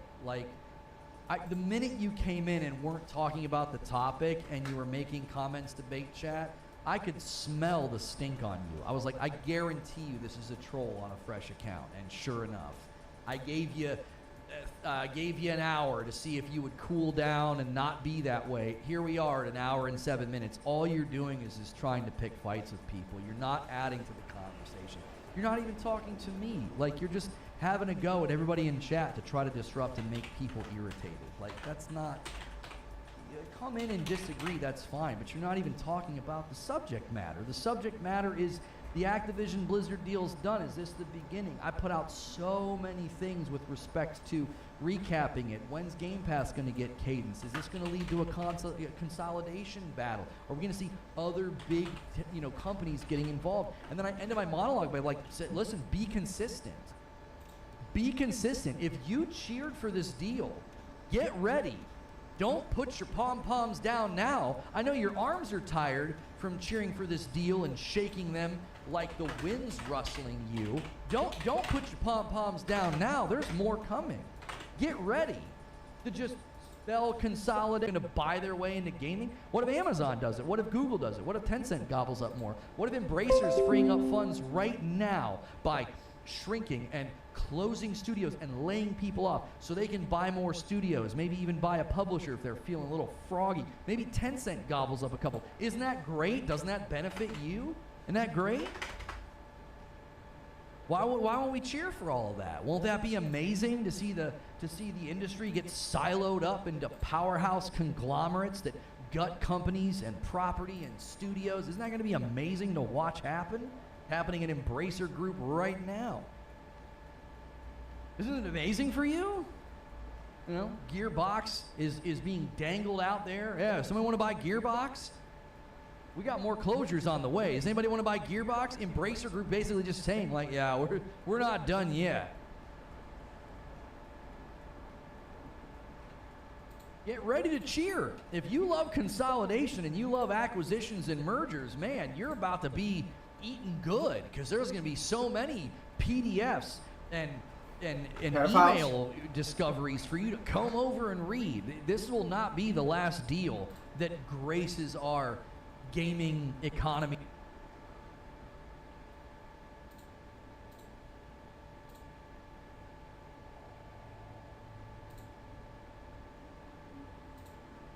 Economy and culture.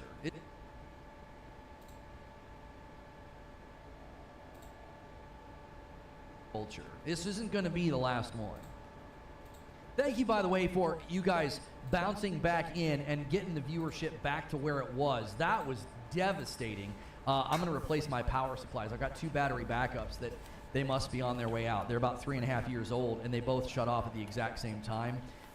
My assumption is that the power may have blipped, and their batteries have probably just gone bad, and it was enough to just turn them off, basically.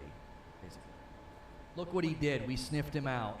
And he comes back with an insult. Hilarious. Consolidation is part of capitalism. Okay, is that good? If something is part of capitalism, does that mean it's good for you as the consumer? Are every single pieces and parts of all the elements and aspects of capitalism, is it all good for you? Does it all benefit you? Price fixing is commonly a part of capitalism. Is that good for you? 13 minutes of dark. Is it? Alright, let me check every base now. Let's go. Do we just shrug and say, it's capitalism? Fuck it, I'm not flying. Fucking bullshit flying. That's just capitalism. Yeah, I'll take a look, Parasito. I'll take a look. My concern is that if they're going bad, it'll keep happening. I might have to go out tonight and get something. What do you want, Kitty? The bigger a company gets, the more they get away with in terms of poor performance and even legally. You're going to be real mad when Spider-Man 2 comes out. EA bought up everything in the late 90s, early 2000s. You see? Look at this shit. Trucking. I probably forgot to reconnect. Would you say that EA doing that has resulted in a great legacy of games for you? Has that been the result? Is EA a beloved company now? How long did that take? EA buys up everything late 90s, early 2000s. How long did it take for them to be one of the most hated companies? When did it happen? When was the year that was like claimed that they were going to do that? Price fixing is illegal, consolidation is illegal. You think price fixing is illegal, like the way that the cell phone companies do it, the way that they all agree to have almost the exact same pricing structures, the way that the internet service providers and television providers, they all basically fix the prices, but where's the illegality of it? Who's doing anything for us? Who? The regulators sit idly by and let cell phone companies and internet service providers consolidate up. Please stop scratching on my chair. What's up? Nobody competes. Nobody tries to lower prices, innovate, or give us better technology. And you're like, oh man, that's illegal. They're not going to price fix. Do you have eyeballs and the ability to read a brochure at Verizon? Do you? Because if you do, you should very easily find demonstrable price fixing. It's not difficult. You know, go look at Verizon's brochure and then go look at AT&T's brochure. Oh my gosh. Well, they basically just changed the color. Well, one's red and one's blue. I mean, well, who do I want to buy from? The same phones. The same brand of phones, and the brochures are different colors. What do you mean? 11. Just because something is a part of capitalism doesn't mean it's great. It doesn't mean it's automatically good. You have to judge the goodness or the badness of it, depending on what it does for the consumer. Microsoft is forcing Sony into a serious content war and studio purchases. Sony has to consolidate. Right now, we have two juggernauts in gaming. I understand one bought their way in. Do you want to know why I'm not nervous at all, Ted? Do you want to know why? Nintendo has basically 5 to 6 studios that actually create games. They have 8 studios total. A couple of them are literally just there for 10 support. minutes. And look at Nintendo.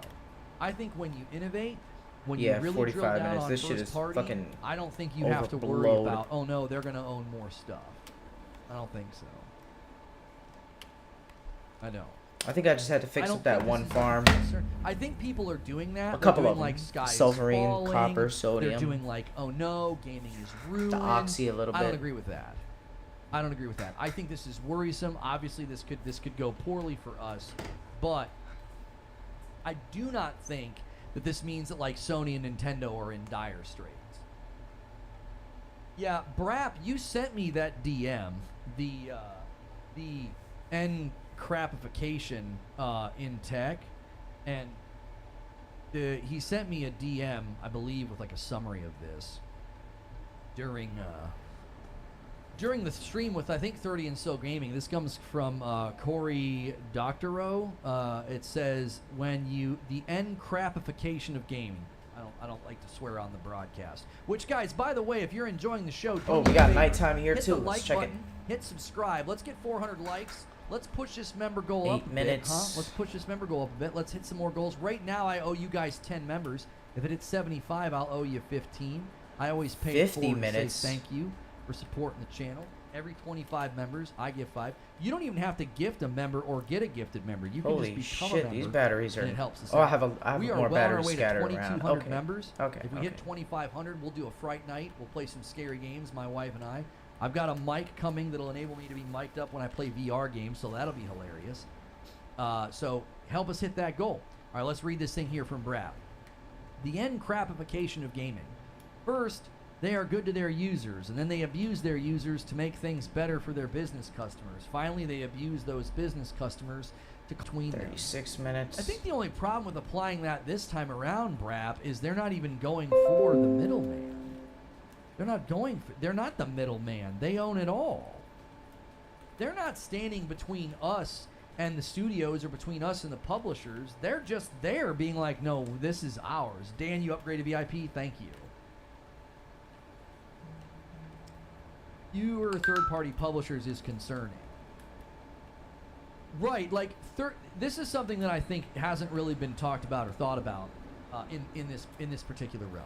So when I look at the number of third-party games that essentially run the industry, a lot of Alright, now people let's see give it. PlayStation grief for how much income Time and until how much of drain, their 19 revenue minutes. comes from third party. But the same could be said for Xbox. The 6 same could minutes. be said for Still good. Game Pass. We got a lot right? of batteries. So much of what Check they the fill Silver Game Farm Pass before with sun comes up. is third party.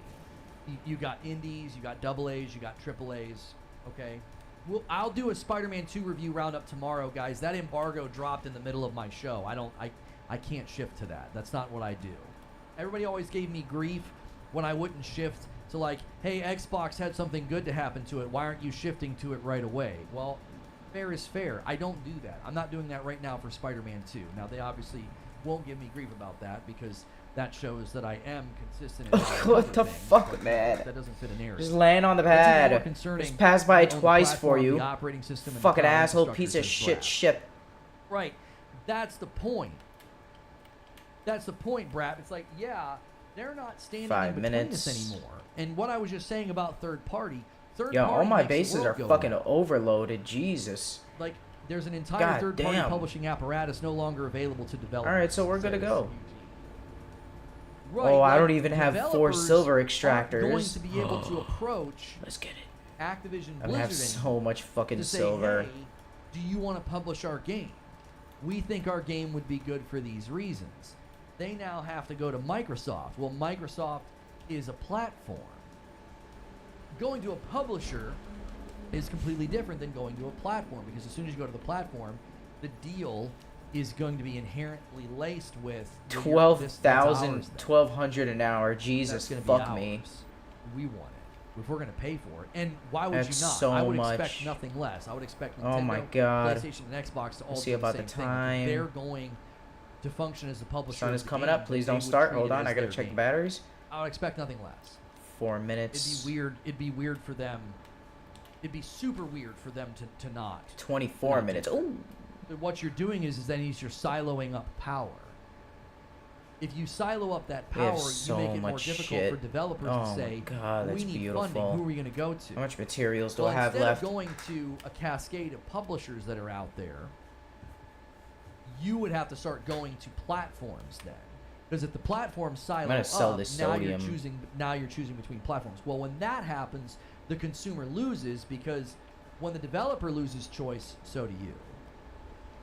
They don't have as many publishers to go to, which means they can't land on all the platforms. The whole more games in more places starts to become hilariously comical because it's like, well, if this goes as planned, then it's Is going to be extra really, silver. really hard for devs I can keep to that go in my anywhere exosuit. else. Sell it. If you silo up the power, if you silo up all the money, And extra shit in my who do you go exosuit. to? I'll just. Now the good news is that indies are having a bit of a resurgence. I could put in my and ship maybe to you'll start to sell. see smaller publishing companies dip their toe and say, "Hey, you know, let's get in there. Let's get in there and throw some of our money around. You know, let's get involved." I think we are heading towards the path of commoditization of gaming. So I've seen this thrown around. I believe that Zubair was throwing that around recently. He's one of the lawyers that hangs out here. Same Yeah, I as, need a lot of metal too. Same as Eugene. Still hating? What have I said today that you would classify as hate? Commoditization is the action or process of treating something as a mere commodity. In business literature, it's defined as the process by which goods that have economic value and are distinguishable in terms of attributes end up becoming simple commodities in the eyes of the market or consumers.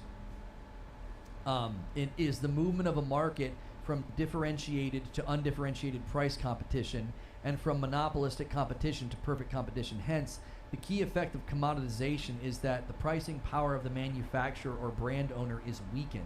When products become more similar from a buyer's point of view, they tend to buy the cheapest. Right. And in that trajectory, value, like I would think value comes down as well, because once they're going for the cheapest, once you put that level of once you put the race to the bottom in effect, you're dealing with you're dealing with a lower of quality, lower of value, because that's the only way you're going to meet those deadlines and to meet those price points. If everybody's racing to the bottom, then I would imagine your value and your quality is going to go down right there with it.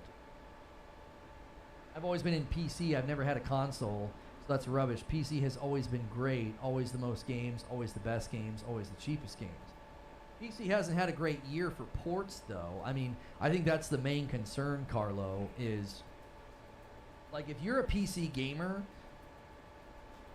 it leads to less quality and no AAA. Right, you start gutting your AAA studios down to AA studios just so they can crank out more middling titles, if that makes sense.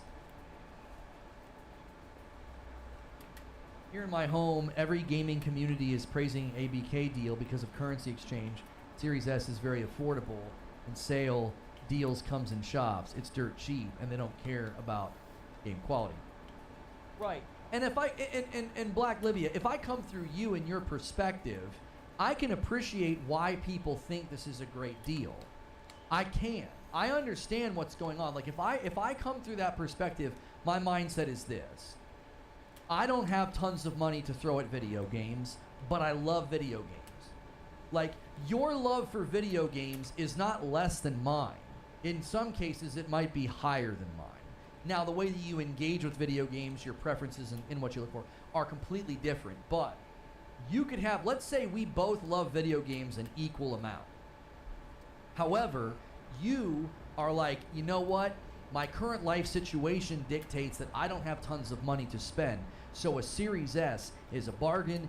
Game Pass is phenomenal. ABK landing on Game Pass, all of that's so good for me, okay? The real danger there is you're literally relinquishing power when you're already in a weakened state as the consumer. Does that make sense? So when you can't spend as much, you're weaker as a consumer. You can't influence the market as much. You have less buying power, right? I'm not saying you specifically. I'm saying collectively, the people that are like, Series S is great because it's what I could afford. Game Pass is great because it's what I can afford. You are at the weaker end of the economic impact. Like, you can't impact the economy as much especially in a leisure market. So your impact is you're already at a less powerful status, because when they ran the numbers, the number of people that basically pay the most into the gaming economy are like 6 figures and up. They're like 100,000 annually and up. That's how much money they earn. I would hazard a guess that people that are, at a bracket where the Series S is their go-to because of price, Game Pass is their go-to because of price, I would hazard a guess they're not hitting 6 figures, okay? None of this is judgmental. I'm simply assessing the situation. So, you're in a less powerful status as a consumer. And what you're doing is you're relinquishing even more power. I think I'm by gonna keep saying, silver and gold on me let's now have too. Microsoft have everything, and then they can sell Silver, it to gold, me and platinum. at a bargain price. The danger there is that you now have to go to them for all of it. You've handed them more power in the market on the promise that, like, they're gonna give you tons of great stuff at a great deal. Generally speaking, there's an expiration date on this being great for you. Eventually, the price of the subscription goes up, quality of the content can go down, because they're more worried about cadence. They're more worried about, we just got to get stuff out the door. Why? Well, we're not charging for the games. We're not selling the games individually. So in my mind, what you're doing is you're saying, I have less power as a consumer, and the best way for me to experience gaming is to give more power to Microsoft. And I look at that and say, whoa, this is not good. This feels great right now, but I think long term, this goes poorly for us. This goes poorly for you. I think that's why when I get critical of the Series S, or I get critical of Game Pass, I think people take it very personally, because for them, that's the way they're able to game. You feel like I'm being critical of the best you got, and I never want to do that. Like, I'm trying to be more empathetic, but the problem is when I go on a full-on rant about the Series S or what Game Pass does to value, that's going to get clipped. You're going to see that and think, well, that guy's just a hater. I'm just over here trying to enjoy my hobby, and this guy hates the Series S and he hates Game Pass. No, I'm critical of them. I don't have like an emotional level of hatred for them. I'm critical of them, but I'm not critical of you. I try to be empathetic to my fellow man, but at the same time, I'm looking at you thinking, if you have less power and buying power and strength in the market because of your financial situation and your financial status, like socioeconomically, I look at you and think, this is not helpful to you. This ends up taking less, you have less power because you're giving more to the company. They have more control. You have less choice. You're giving up power in a weakened state already, if that makes sense. A $10 super chat tip from Drive-By Commenter. Ultimately, I think they're going to completely Netflix the gaming industry. Less user control over intangible media. The withdrawal from a canceled subscription would be akin to those replica AI users. Thank you for the $10 super chat tip. Guys, do me a favor. We're an hour and a half into the broadcast. Make sure and smash the like button if you're enjoying the discussion. I am a safe for work broadcaster. Discussion, debate, disagreement is welcome as long as you're respectful. And we are discussing the Xbox Activision deal and how I believe this is just the beginning. Will likely lead to more acquisitions, maybe from Microsoft themselves, but from major players. And ultimately I said, listen, be consistent. If you thought this acquisition was great, then you can't really be critical of any other ones that come down the pike. And, I don't think that Xbox has any excuse going forward. We should get nothing but excellence, quality, and cadence from them. No excuse going forward. They have more power, more franchises, more content, more titles, more money than Nintendo and PlayStation combined. So I don't want to hear any more excuses. I want nothing but greatness from them. That's Bangers. what I expect. I don't expect 7 out of 10 games or 5 out of 10 games going forward. I'm worried I won't get what I want, but I'm still going to hold them to that standard because I think that's fair. When you spend that much money, when you consolidate that much of the industry, I expect you to do great things with it. Because if you don't, then I don't benefit as a consumer. If you water it down, if you dilute it, if you close a bunch of studios or cancel a bunch of projects, or you ship a bunch of unfinished games, that doesn't benefit me at all. You just spend a bunch of money to give me subpar products.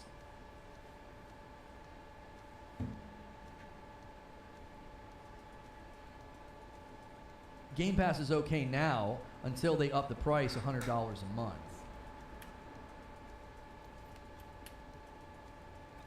Don't you be using that word cadence a lot nowadays? I mean, I guess I could say rhythm. I try not to use the same word. I do that sometimes. I do what I call a word rut. I get stuck in a word rut because cadence just really captures the issue. Rhythm. It's like you gotta have a good rhythm or Game Pass doesn't work. I get it, Lono, hoping for the best. It's what it is. Here's the thing, Black Libya. Here's the thing that people don't understand.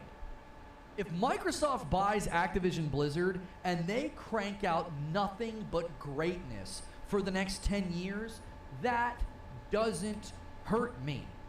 I have a Series X and I have a PC. I think people approach me with the way they approach gaming. They're a single console gamer. So they look at this and think, this is amazing. They stick out their tongue to the competition and go, nah, you don't get any of this. It's ours now. And I'm sitting here thinking, you're talking to me like I only own a PlayStation. I own it all.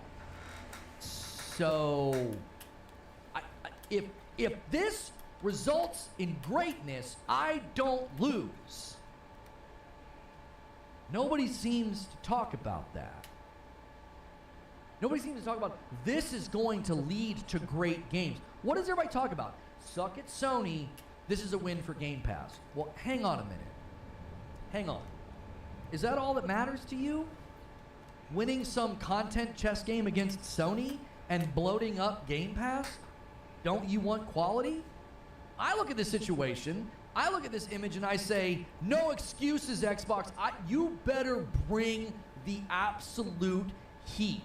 You better bring fire for the next 10 to 20 years. You have more content, more studios, more games, more titles, more money than Nintendo and PlayStation. I better see evidence of that. I better see evidence of that. I'm worried we're not going to get that. Because I believe that their structure and their strategy will absolutely constrain quality. Presumably, Microsoft has set the bar. I think I'm just gonna let all my shit farm out for a day. AOZ with 15 months in the VIP and max out all my stuff. $84 annually to $140 annually. Once you get the saturation, the next standard business move is to raise prices. Best show on YouTube. Member up. It's worth for the extra content. Thank you so much, AOZ. I appreciate that. We are currently about 30 members away from 2,200. 2,500 is the current goal for Fright Night. Thank you guys so much for 62 members already today. 75 members, I'll owe you 15. I typically do those during the premiere. I will have a premiere today, and I comb through all of the franchises and titles that Xbox now owns, and I give my thoughts on if I think any of them will come back, because they've got some old stuff. Then what happens if PlayStation shuts down because of the Game Pass content outselling everything PlayStation has to offer? I don't see how that would happen, brother. Have you, listen. Here's the major problem with what you just asked me. Thank you for a 5 gifted bomb. Parasito takes us to 67. Here's the problem with what you just asked. Skatinator gifts 1. Hey, my man. Good to see you in chat, Skatinator. You always make me feel good. Just your thumbnail, just your profile picture, Skatinator gifts, and then he'll go back to lurking. And just every once in a while when he does that, I see his face. It just makes me feel good. He's just smiling. He's just happy. I like it. I feel like you do that for your friends, probably. Like you bring that energy to the room. They're like, yeah, he's here. It's going to be a good night. Anyways, I appreciate you. We're one away from a great number here. What was I saying? Oh, shoot. I interrupted myself. Rob V takes it to 69. Nice. 69. Nice. Okay, yeah, I remember where I was going. Here's the problem with your question, Power Boss. Okay? I'm not saying you're doing it. But commonly, when somebody asks me a question like that, What you're doing is you're positing something that seems insane to me. Like, you think the person in third place is going to use a submodel to sink the market leader. If I answer that in the way that I want to answer it, it gets clipped and turned into, look at this Sony pony. He's coping. He's panicking. It's like, look at the trajectory of the PS5. Look at the dominance that PlayStation has. How do you think the company in third place with abysmal saturation of their hardware, how are they going to usurp not just PlayStation, but Nintendo as well, with the submodel? How? I don't see it. Because all they're going to do, in my estimation, all they're going to do is have to lower quality of games to get them out the door on time to meet rhythm. And that will not win people over. It won't. It won't win people over. That's not going to get people to convert. You're not going to get people to convert to Game Pass in droves. Now, this is what somebody might say. Somebody might push back and say, well, what about Call of Duty? Call of Duty is going to change things. PlayStation's in a terrible spot. PlayStation's going to be in so much trouble because of Call of Duty. Okay, let's consider Call of Duty for a second.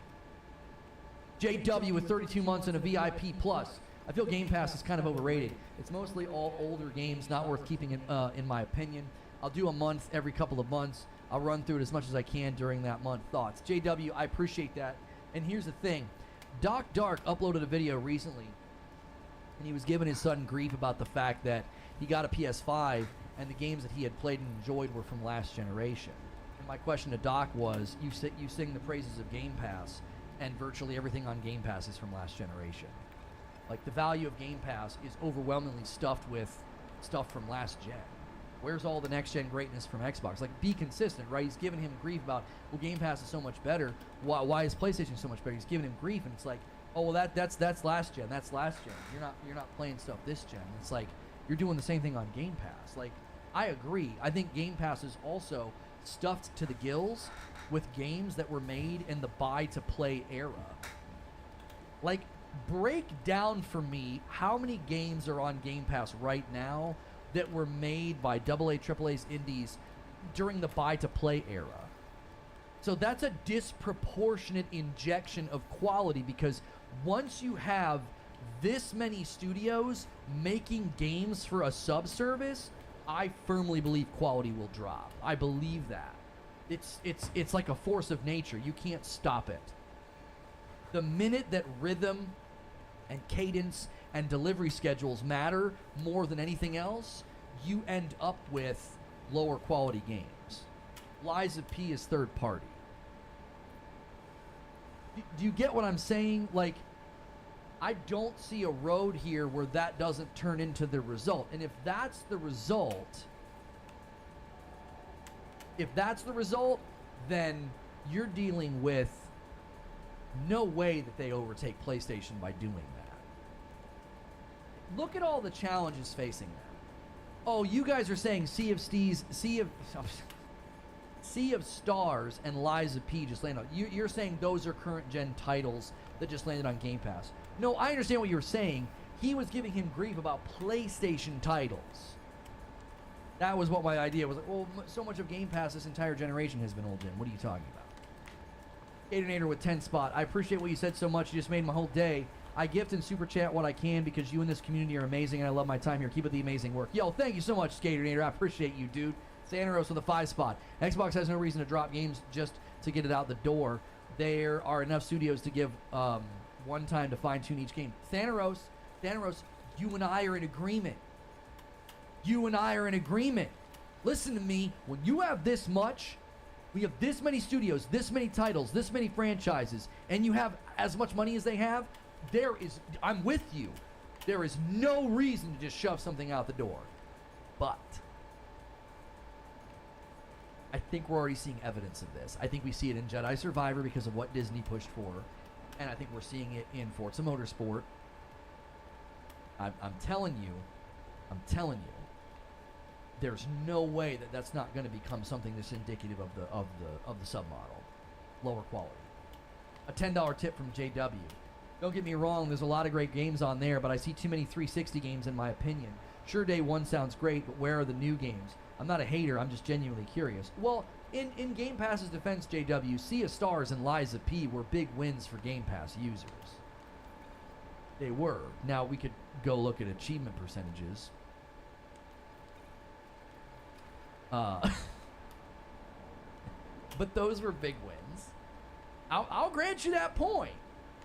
I've never said that Game Pass doesn't get new games or good games. I was saying this generation, if you're going to give somebody crap about, like, I think his son liked Days Gone, and he had played Miles Morales, and a couple of the other ones he hadn't really played. And he was like, well, you're not playing games this gen, you're not playing this games this gen. It's like, okay, what first-party games are you playing this gen? Like, other than Starfield, what are you playing? You know what I mean? So, Forza Motorsports already dropped way down as far as the player numbers on Xbox is concerned. The community has answered. I'm not trying to convince you that you shouldn't like it. I'm just telling you what people said. Wolong was considered to be not so great by a lot of people. I think a lot of those people were on PC because I believe the port was pretty bad. Wolong didn't do so hot, as far as I could tell. What was I saying? Oh, okay. So back to what Power Boss was saying about Game Pass, basically overcoming PlayStation. Do you want to know what there's some major problems for Xbox. Number one, their hardware saturation is abysmal. So, and they've admitted they're at saturation. They're not going to get more Game Pass subscribers on console, so they can target PC. I don't see an inroad for them on PC unless they broker a deal with Steam. I mean that. There's no way you crack that nut. Because even if they do that, the Steam user base is not going to be convinced to do a submodel where they don't own games. You're working against a cultural reality. I think Steam's user base, Steam's dominance in PC is the biggest barrier for Game Pass's growth on PC. What's left? Cloud and mobile.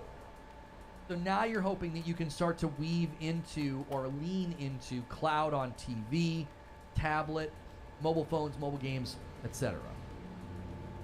So that crowd, you're hoping then that crowd suddenly comes in and signs up for Game Pass in large quantities. Do you see what I just did there? I don't see hope for growth in the hardware department. They're not saturating very well. They're already at saturation with respect to Game Pass on console. PC is a lost cause if they can't broker a deal with Steam. You are not going to get lots of people on the PC platform to do a submodel where they don't own the games. You're not going to. So that leaves cloud and mobile. Cloud and mobile has massive potential to be a very large footprint.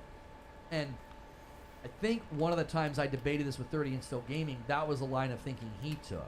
His line of thinking was, if they can just get a percentage of the mobile users globally on Game Pass, he's like, they'll have no problem hitting their goals. Sure. I think he's right to a certain degree. 5 gifted members from JW and puts us on the doorstep of 75. Thank you so much, JW. Good to see a strong member train turnout today. You keep pulling up a fan chart, says Ted. Maybe Microsoft needs to hire that guy for free work. Have you seen the Sony fan chart that includes second and third party? Also, Nintendo doesn't compete with Sony or Microsoft. They don't? That's weird. To get the merger to go through, Microsoft really insisted that Nintendo be included so they could continue to claim they're in third place. So, Microsoft doesn't agree with you.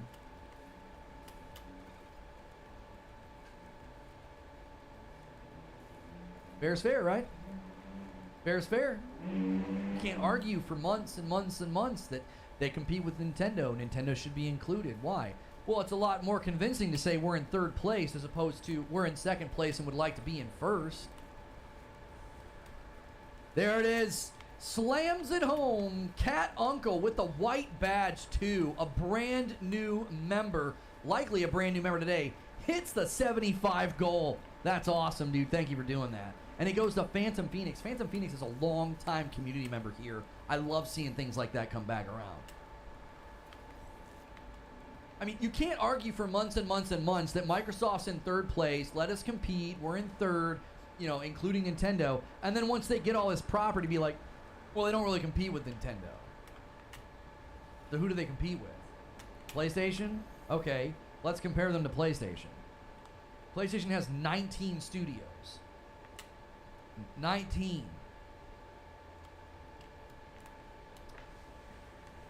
Xbox has what now? 60-something, 70-something studios? Listen to me. Listen to me. Don't even invoke. Let's just do this. Don't even invoke Nintendo. Don't even invoke PlayStation. Abe, the Agent of Chaos. There was no race today, but Abe pushes it over. Usually there's a race. Like a bunch of people try to get Agent of Chaos. There it is. 76 out of 100. Thank you so much. Just ignore PlayStation and Nintendo for just a second. I invoked them, but let's just look at this from a different angle, okay? Well, hang on. I want to answer this question. What do you think it would take for Xbox to overtake first? What would it take for them to overtake? A miracle. Do you want to know why? They're abandoning that competition to a certain degree. Do you understand? They're abandoning, like, they're not trying to take first place from PlayStation and Nintendo.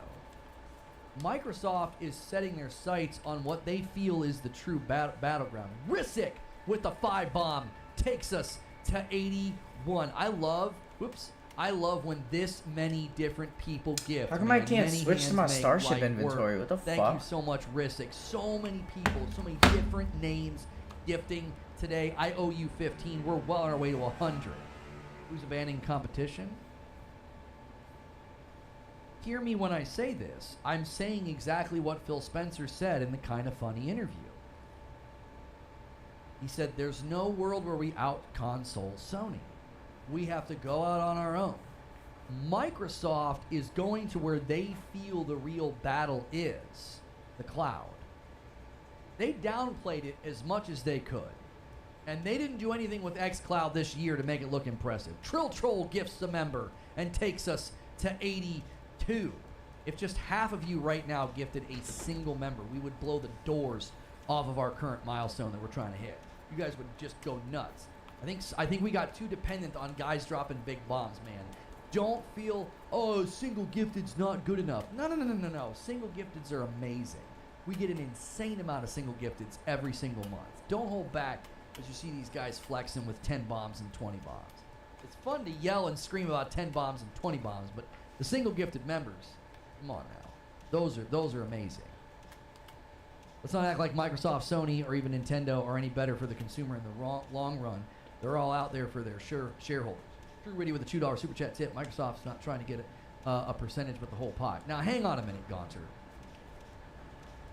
Sony and Nintendo are not actively doing anything that harms me and taking away my choice. They're not. They're out there making great content, great products that I can then go buy if I'm convinced that they're good enough. That's the way having competing consoles and competing platforms works. Risic gifts another member, and Luis upgrades to Member Plus. Thank you so much. And we go from 83 to 93 because Abe does a 10 bomb. Thank you so much, Abe. Thank you very much, man. You guys are going nuts. This is amazing. Luis upgraded to Member Plus. You guys can upgrade to Member Plus for $1. $1.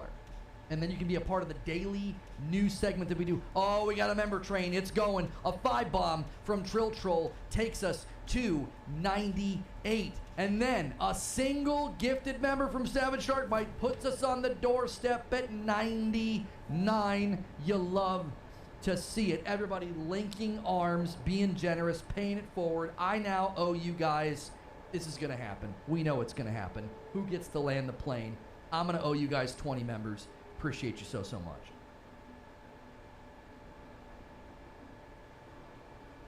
There it is. Lone Wolf does it. He beats Rissick to the punch, takes us to 100, but then Rissick is the agent of chaos, and he pushes us back to 105, which now means, I wonder, we haven't seen one in a while.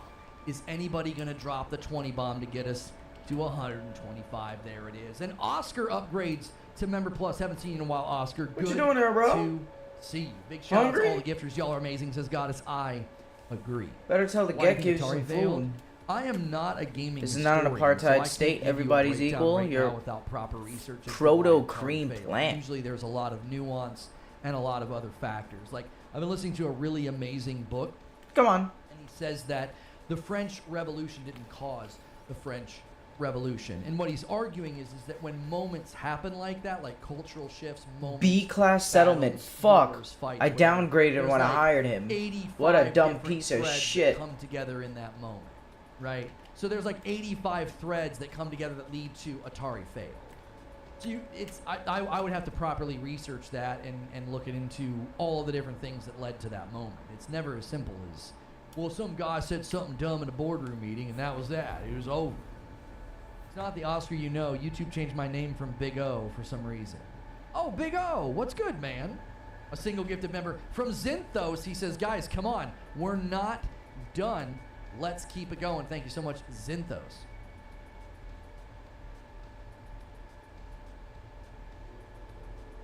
Lords of the Fallen is surprisingly difficult at times.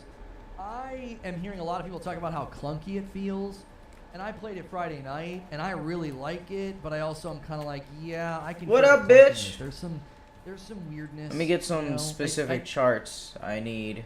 also think some of it is just the game. I also maybe came need out a some little bit planetary too soon, commercial you know? charts. I don't think they're as practiced with like Unreal 5. Gotta as they find need another to be. settlement. It's just more evidence that like Unreal 5 needs a little bit more time to cook. Troll with 16 months in a VIP. My man Brooklyn Breed does a member plus. Troll says, I'd rather give Lono money than invest in a valid driver's license. That's ridiculous, Trill. Thank you very much. What's your take on Spencer's wherever you play, you're always welcome here? Phil Spencer is saying whether or not you play on PlayStation or Nintendo, you're always welcome to come here and play. He's not saying that we're going to keep all these games everywhere. We know exactly what Phil's going to do. We know exactly what Phil's going to do. We do. Little Philly.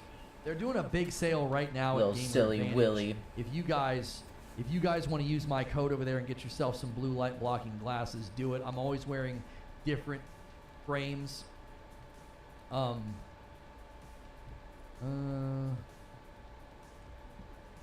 Okay. What was I saying? Infinite with a gifted member. Thank you so much. Yeah, if you guys, I'm always wearing different frames on stream, and they're from Gamer Advantage. So use code Lono at Gamer Advantage. It's linked below, and they're doing big sales right now. And a lot of times you can stack mine on top. I don't know if you can right now, but it's worth a shot because they're doing a big sale right now. Yeah, Pete Hines is retiring. Yes, I'm not surprised. He was clearly not happy post merger. He made that crystal clear in his emails. He made that crystal freaking clear. That dude was irritated, and I bet you he's not the only one. Dad Not Good with a gifted member. Good to see you, Dad Not Good. Thank you so much for pushing the line a little bit further. I think Pete Hines is going to be Oh, what the one of many. fuck is this? I'm serious. You got a nice ship. They got Starfield out the door, and a lot of folks are going to be like, I'm out of here. C-class. What a Like piece of ass. Like a lifetime Get the achievement for fuck out of studio. here. We currently Oh have my god, we got some. 2,200 members. We got a did it. goddamn We crossed fashion up show when we going on. started Hold at on. 2,100. We are now at I just got a shitload of money. 2,200. Fright See what Night kind of ships you within guys got. Reach. Thank you guys so much. How much for pushing space you towards that got? goal. 19 out of I have a new 29. microphone that'll No be thanks. here Get the fuck out of my tomorrow, face with that and shit. it should allow me to be mic'd up when I do What's a this VR little game. So we shark might do a missile you scary got? VR game on Friday night. That should be fun. You call me a fag? No. Get the fuck out of here. This guy? Oh, it's the same exact ship. Yeah, goodbye, Bobby Cody. BB says, when I was A-class? growing up, Atari was the What you coolest got? until Nintendo came out. Came to And flex on the everyone who had broke boy Atari right wanted next to Nintendo you. because it had cooler What up, graphics friend? and Mario and stuff. C-class dog shit. Get out of my My face. very, very rudimentary understanding of what happened back then is that Nintendo was incredibly aggressive and cutthroat and locked up a bunch of property and made it very Ooh. hard on everybody else. That's like a very, very brief summary of what I've seen and Like heard the stated over colors. the years about Nintendo in the earliest days.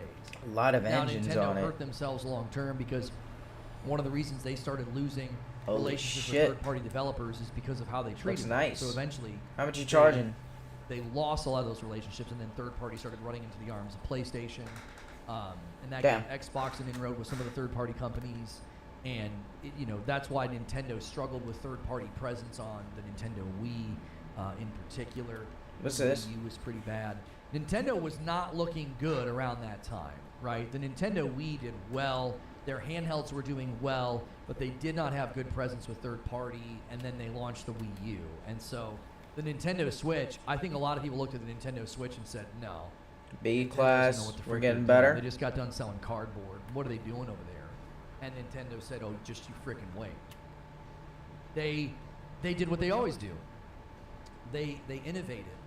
They were the first persons The to fuck? put a thumb joystick in a controller with a Nintendo 64. They were the It's got first wings company on to it. do, Man, these Rumble ships look Pack crazy. for It's the crazy that you controller. can't customize They were ships the in first this persons game. to bring motion controls to the market. The only thing they didn't really get to do first, you can't count the Virtual Boy. They didn't bring VR to console first. PlayStation did. Like Nintendo's been first on a lot of those things. They were the first to say portable console hybrid with the Nintendo Switch. So I think when Nintendo's backs against their back against the wall, they're like, oh my gosh, we need to innovate on something. I think that's when you see the best from them. GameCube was kind of like, what the frick? It was amazing, but I don't think it did as well as the Nintendo 64 historically. I could be wrong about that, but my impression was the GameCube wasn't as loved, wasn't as successful. And then what happened? Then the Nintendo Wii comes out. The Nintendo Wii brings motion controls, bowling, and all this. And then they're kind of back. Nintendo Wii kind of bounces back. But then the Wii U happens. And then what happens? The Nintendo Switch. Makes me a little bit nervous about the next Nintendo because they tend to... the pattern is the next one won't be any good. So, hopefully that's not true. They were the first to make the Wii U. Yeah. They actively fought internet gaming. Hey, let me see something. Yeah, they've never been very keen on that. They haven't been. It's been interesting how reticent Oh wow, they you have were a lot of slots available. to build good infrastructure. Very interesting. Because people, the other day somebody kind of Holy corrected shit. me on multiplayer gaming on Nintendo. They were like, well, Fortnite Yeah, I does gotta get a great, S-Class and with I was some like, big yeah, Fortnite storage. does great, Fall Guys does great. They have their own infrastructure. They put everything on Epic's backbone, and I'm sure I'll get some ships when I do a big quest, I mean, Nintendo gives you a Wi-Fi but connection, I'm gonna go home for now. and you just use that, and then you use Epic's infrastructure. Oh. The minute you play something that's on Nintendo's infrastructure, they told me Mario Kart runs great. I'm like, I've seen some clips. I don't know about that. And I played the Nintendo Wii Sports with my kiddos. Anytime we got online, it was a joke. As soon as you start winning, the other person mysteriously lags. And you're like, what happened? My kids were playing volleyball, and every time they'd be winning, all of a sudden the other team would start lagging, and then the ball would just like teleport to the ground. Splatoon. I mean, I've not researched Splatoon into what they use. Do they use Nintendo's infrastructure? Do they use something that they build on their own? I guess Splatoon might be one that you could cite as being, yeah, hey, this one runs great, But my experience with Nintendo's online has never been good. I could teleport to the GSE Glizz top. Saying I'm about the stupid first as VR home fuck. console, that's Oh the my Virtual God. Boy era. My Right, but that bad, wasn't really guys. VR. I didn't It even was know it the, was a flat screen that you wore on your face. I that forgot I didn't could do teleport anything right here. to do. It wasn't virtual reality. They didn't take you to another place like they do with virtual reality now. It wasn't virtual reality. It wasn't. How's the augmented adventure? reality, it wasn't mixed reality. It was literally. It was just attaching a Game Boy red screen to your face. Is all it was. Debrief I Commander. mean, I guess they did some three-dimensional stuff, but I don't Distance think covered, I would count that as 3,500 light being the first years. to bring VR to a console. No asteroids found. Like the first Conducted. VR No console asteroids found. combination Conducted. or No something. asteroids found. Splatoon is fine, No but visual no voice on chat. floor. Activated sonar depth. No return ping. Crew Yeah, diverted. Eugene, the guy that we Tunnel, bought, mine was, more, he was literally conventional. saying that it had already dropped to Got 10 granite. He No was valuable so, metal so found. hopeful that he would get like a response and upset people, and he just started resorting to lying. Profits It already dropped to 267. So they I actually invested said in the some other day, I shit think for it's gonna me. have a We hard got, time oh, holding hold on. I on. said it'll be a low 90, and I said it'll have a hard. Diplo farming business bought out the enterprise, sold off assets for immediate profit. Damn, you guys are going crazy. Purchased large share of Interstellar Shipping Company. Oh my god.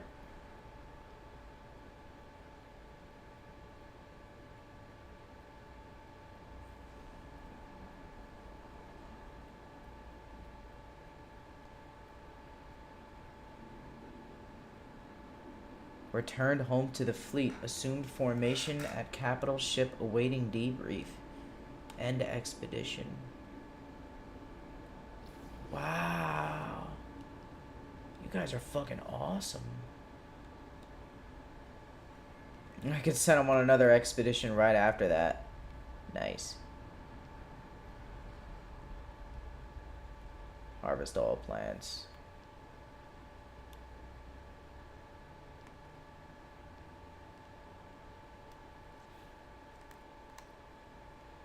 I guess, I don't know what plants to grow. The fuck? Whatever.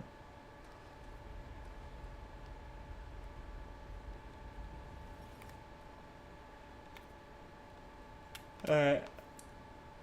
Let's sell that shit on my star chip. Sodium nitrate. And the sodium. Get a little extra cash. Nice.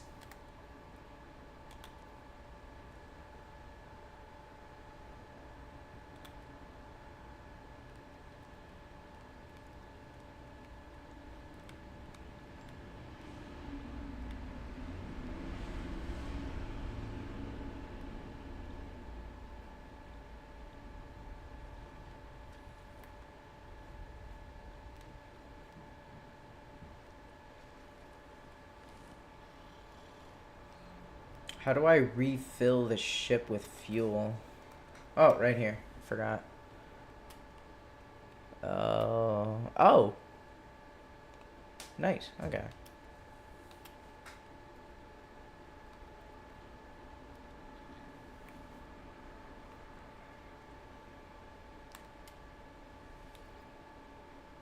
Manage fleet. So we could definitely use some more better fleet members.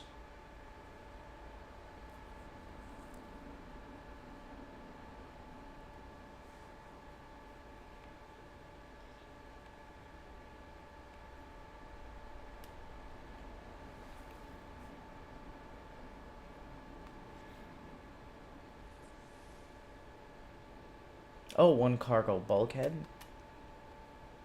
Deploy expandable bulkhead.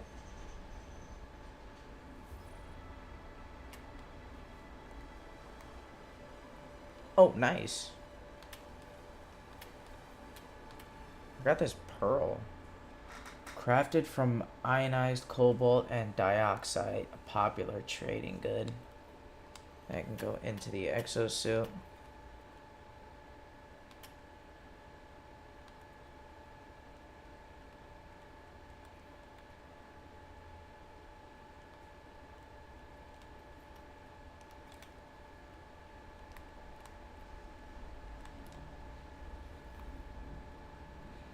Base parts and upgrades. Matter beam.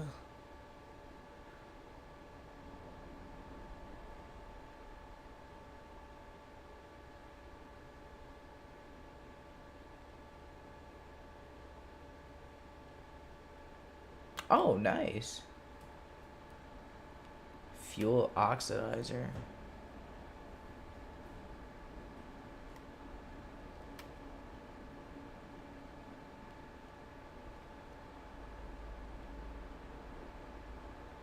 Interesting.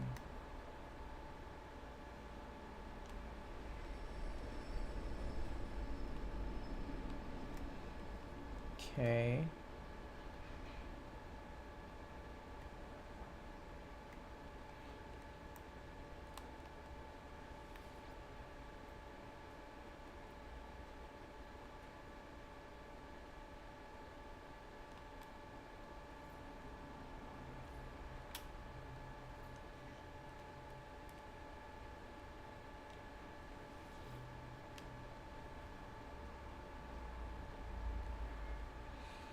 All right. So I think we did a balanced expedition last time. Let's go out real far. Industrial expedition. Let's do that. Fuel required. I don't know how many fucking tons.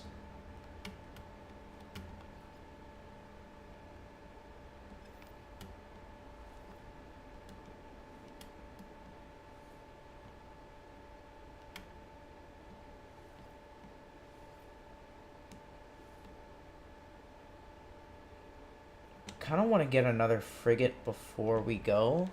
At least one more. I'm sure there's some hanging around out in space. Where's my ship at?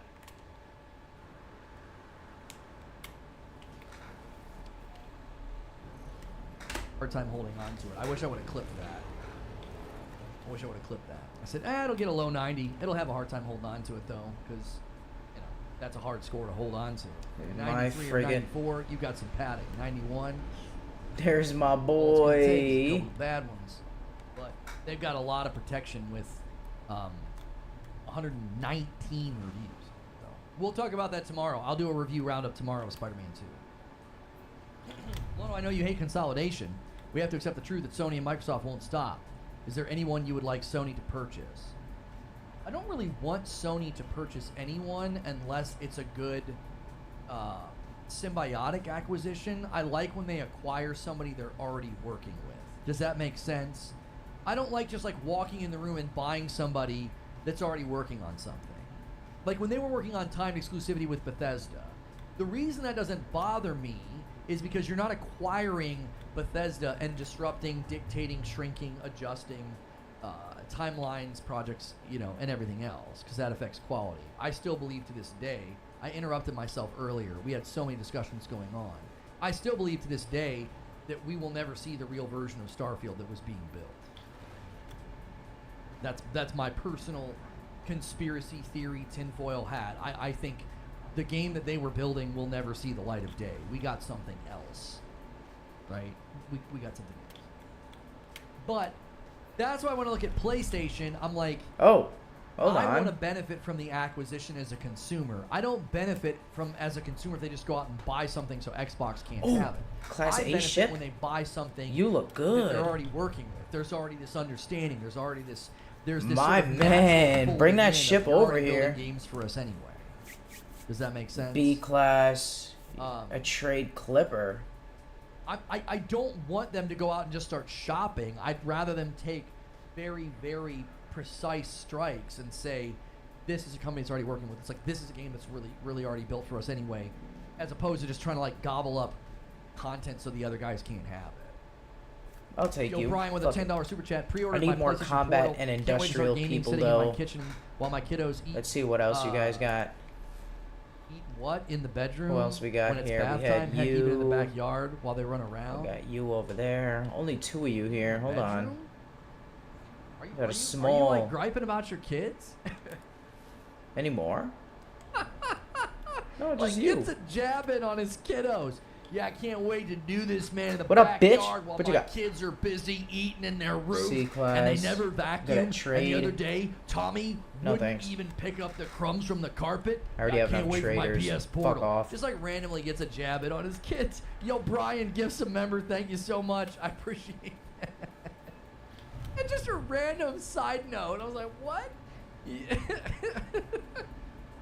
Creature with 30 months in America Plus. I know I've been here a long time, and I'm always telling you things I know, but I really do know things. Trust me, bro, I know. I don't want to get into buying games to keep them Frigates on the normally I platform. notice hang around That planets. doesn't do anything for me. It doesn't. I own all the consoles. So if PlayStation goes and buys a studio to keep it off of Xbox, that game was already coming to market. That doesn't do anything for me. Now, if they buy a studio they're already working with, and then they can fund, expand, and grow them the way they've done with Guerrilla and Insomniac, we get what? Oh, A game with a oh, 91 on oh. Metacritic. That's what we get. Come on in, I'm boys. good with that. That benefits me. It benefits the studio. The Yeah, studio I'm warm. grew. Oh, holy shit, they got a I get shitload better of frigates. games. Like, that's what I want. Oh my I don't want them just God. going out and be like, we're going to buy this so that Xbox can't have it. Well, what about time exclusivity? Well, at least with time exclusivity, the got product a bunch still of you. comes to Nice. market on the terms that the developer set for Let me look themselves. at you. They're not owned by somebody all of a sudden. Another gifted member from Brian. Thank you very much. He's making it look real pretty right there. That B 110 class. just looks He's nice, good at. doesn't it? He's pretty good all around. Trade clever, good combat, exploration. More Here's the trade thing, than Sony anything has been else, buying though. games since the beginning. Paying for exclusivity is almost the same thing as buying devs outright. Oh no, there's an enormous difference. -6 expedition Rose. fuel There's cost. an enormous difference. Do you want to know what the difference Ah, is? you're pretty good The though. developer or the publisher can decline the timed exclusivity. They can say, no thank you. That's not what we want to do. You understand that some of the most complained about wow. timed exclusives, 25 or at some of the most trade. complained about exclusives No to thanks. PlayStation, I have enough do you traders. understand Sorry. what the impetus for it is? It's the property owner shopping their property around. It's not PlayStation Shit. going out and actively saying, let's hurt Please, cargo Xbox." scan deflection. Square Enix knows the value of Final Fantasy, and what do? They shopped it around. Oop, This I'm was out. admitted in an interview. Yoshi P's like, yeah, we approach all the platforms. They want the best offer. When you have Wait, a I gave up all my long-standing shit brand by franchise accident. and you have Fuck, what did I pull give in the up? Market, you go to Xbox. What did I you give go them? To PlayStation. Forge and passport? You say, That's what it? do you want for this? That's all they took? I mean, what are you willing to You give? didn't take for any of my this? goodies? Nobody understands that. Everybody, I almost swore. Everybody complains and moans. Oh, about the forged Spider-Man passport, and that's Final all they Fantasy. wanted. And the property suck my dick. owners sold Fucking the losers. rights. They were shopping Spider-Man around. They were shopping Final Fantasy let's go. around. So I freaked this out. overlord Sony buys stuff to keep it off Xbox. They make it hard on us. Is such a false narrative. It isn't true.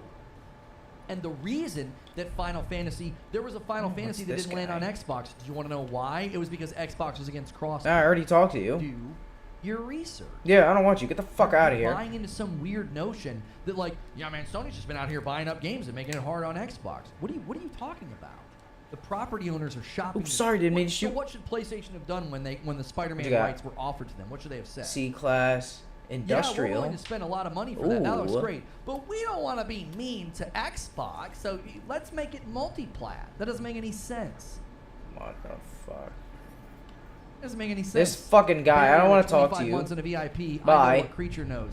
Parasito with 11 months in a VIP. What are the odds Xbox and PlayStation try to create an app for the other These two. Cloud Stream 2 and it listed on the storefront with a regular 30% cut or similar? I don't think PlayStation ever allows that. Maybe through a browser you might be able to get around it. Trade 17. You don't have a Damn, too many preference, like you traders. prefer to play on I have X enough console, traders. due to friends, I need controller, UI. industrial. Well, Thanaros, my gaming preferences have changed. I'm not big into multiplayer or PvP games anymore. So we're about to go to a video in 15 minutes. Get another trade and specialist. I bring up Prototype. Oh, And I fuck think it'd me. be awesome. That's one game. I'm just going to give you a little. I'm just going to whet your appetite for this video. I basically comb through all the property and franchises and titles that Xbox now owns. I think I have enough. And I talk about which ones I think would be amazing to come back. If they did an amazing resurgence of Prototype, I'd be super excited. Right, because that's the kind of games that I like now. Third-person action-adventure games. I love them.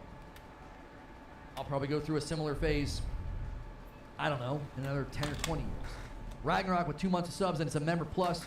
Okay, so we're on Final Fantasy now. I'm so excited for Final Fantasy 16 on Xbox next year. Oh, I'm sorry. That's Final Fantasy 14. So my preferences have changed. So listen to me. If Microsoft goes crazy and starts delivering amazing first-party titles and they're single player and they're awesome, great. I benefit from that. Cry more, pony. What am I gonna do? I'm gonna cry with my Xbox controller in my hand, playing the game on. I can't reach it. Hang on. Short guy problems. Am I gonna cry holding this, playing an amazing game on my Series X? Like, what do you mean cry more? I'm not single platform like so many of the people that assume that's the way the world works for everybody else. So no, the question to me was, who do you want Sony to go buy? And I'm like, I don't really want them to go buy anybody. I don't. If they're working already with a company and they decide to fold them in to protect them because they're like, hey, we have a great working relationship with this studio, let's buy them, I'm totally okay with that. That's an existing game, project, relationship that they can just symbiotically fold them in. That's why I think as Square Enix share value drops, I would be okay with them buying Square Enix to protect them from buyout because they've got a great working relationship with them. Do you understand the difference between saying, we need to buy all this property so those guys can't have it, and let's buy this studio because we're already working with them? We really think this is a great relationship. Look at what's happened with Insomniac and Guerrilla as just two great examples of studios that have been purchased and they've grown and they've expanded and their games and their quality just keeps going up. Like, I don't, everybody assumes, well, you'd be okay with this if Sony was doing it. No, I wouldn't. When it was rumored they might go after Take-Two, which is financially impossible, but when it was rumored they would go after Take-Two, I was like, I don't want them doing that. It doesn't benefit me. All you're going to do is disrupt a bunch of projects. You're all right, I don't always agree with you, but it's good to not surround yourself in an echo chamber. My favorite thing to do is to debate. An echo chamber would be so boring. I would quit. I would shut down and never stream ever again. That'd be so boring. I have no interest in that. None. I need a thumbnail. I need a thumbnail for the debrief, creature. Where is a publisher? That's true. That would be a publisher. I forgot I gotta as check opposed up to a on my developer. settlers. I wasn't trying to indicate. Where's the freighter if I mission? misspoke, I don't think wasn't they trying to show it indicate that anymore. Square I just was have a to check developer. up on it regularly. Now I know I could teleport here. I was simply saying I'm dumb. that makes more sense to me than let's buy Bethesda. No. Let's buy ZeniMax so PlayStation can't get a Starfield exclusive.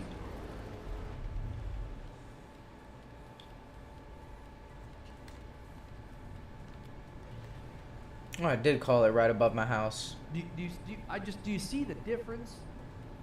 There is a chasm of difference. It's the difference is enormous. We don't want them. We don't want them to get a timed exclusive on Starfield. So let's make a better offer on Starfield. No. Let's buy Bethesda from ZeniMax. No. Wait. Let's just buy all of ZeniMax. That is such an extreme response. That's not the same as, hey, we've been making games with these guys. This is a great working relationship. Let's just fold them in. We can invest, help them grow, more bandwidth, quicker cadence of delivery, better quality. You know, all those things benefit us, benefits the development studio, benefits the consumer. This is great. This is the virtuous cycle that Jim Ryan referred to. That's not the same at all as saying, we hear whispers, they're going to lock up a really big title in time exclusivity. Well, let's just frickin' buy the parent company so they can't do it. I don't want PlayStation playing that game. Now, the least tectonic and the least worrying is, keep in mind, this is still on a spectrum of this is terrible. But the least worrying and the least tectonic is non-platforms buying. If Tencent buys more, or Take-Two, or Embracer Group, if they buy more, if Google or Amazon or Disney, if they start gobbling up studios, publishers, and what have you, that sucks. But it's not nearly as bad as a platform doing it. Because a platform is going to be interested in disrupting development to prioritize their platform. Do you see the difference? There's a subtle difference there. But it's like, one's the lesser of two evils. Can you believe this pony's actually saying this? I would much rather have Tencent or Embracer or Take-Two or Amazon or Google or Disney. I would rather having them buying up some of the bigger publishers and pieces of property as opposed to PlayStation doing it. I don't want a platform buying it. I think that's when it gets problematic. Because that's a platform. That's a storefront.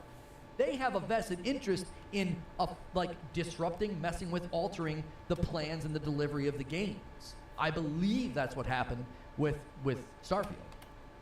And I wouldn't want Sony doing it.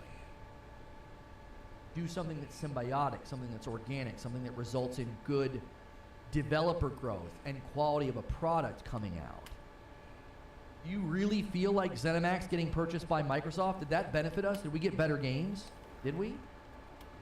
Is Starfield better because they were owned by Microsoft? I don't think so. I think there's measurable problems with Starfield, and you could point your finger right at the Series S.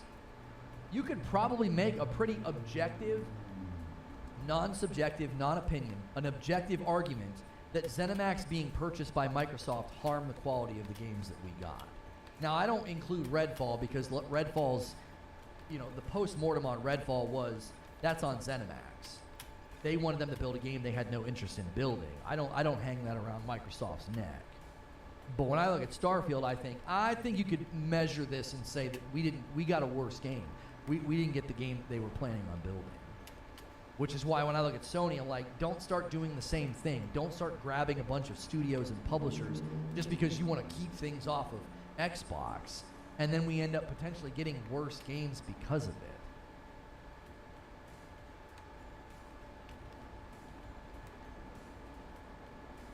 Okay, let me schedule this. Today is the 16th. Okay, I'm going to schedule this for tomorrow. And then I back it up. We're going to be going to this video in 8 minutes. It's everything Xbox owns after a BK. Everything they own. All right? And then we're going to go to a debrief after, which I'm going to schedule that debrief. Creature's sending me a thumbnail momentarily.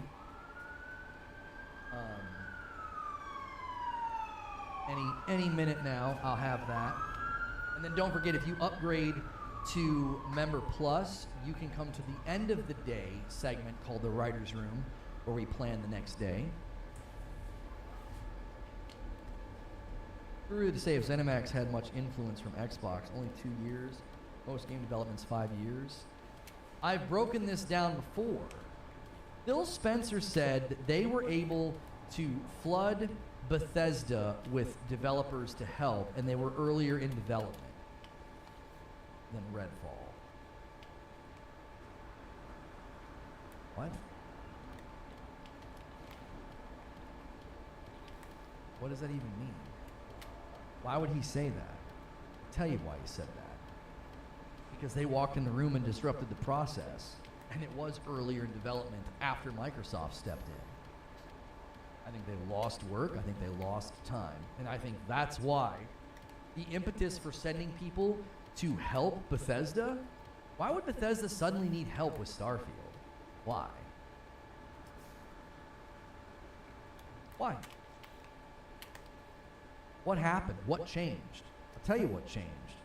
The platform that it was getting shipped to changed. The requirements of performance and parity was suddenly pushed onto them. I got 6 minutes, Creature. Do I have, did you think you sent it? I'm just gonna schedule it without a thumb, I guess.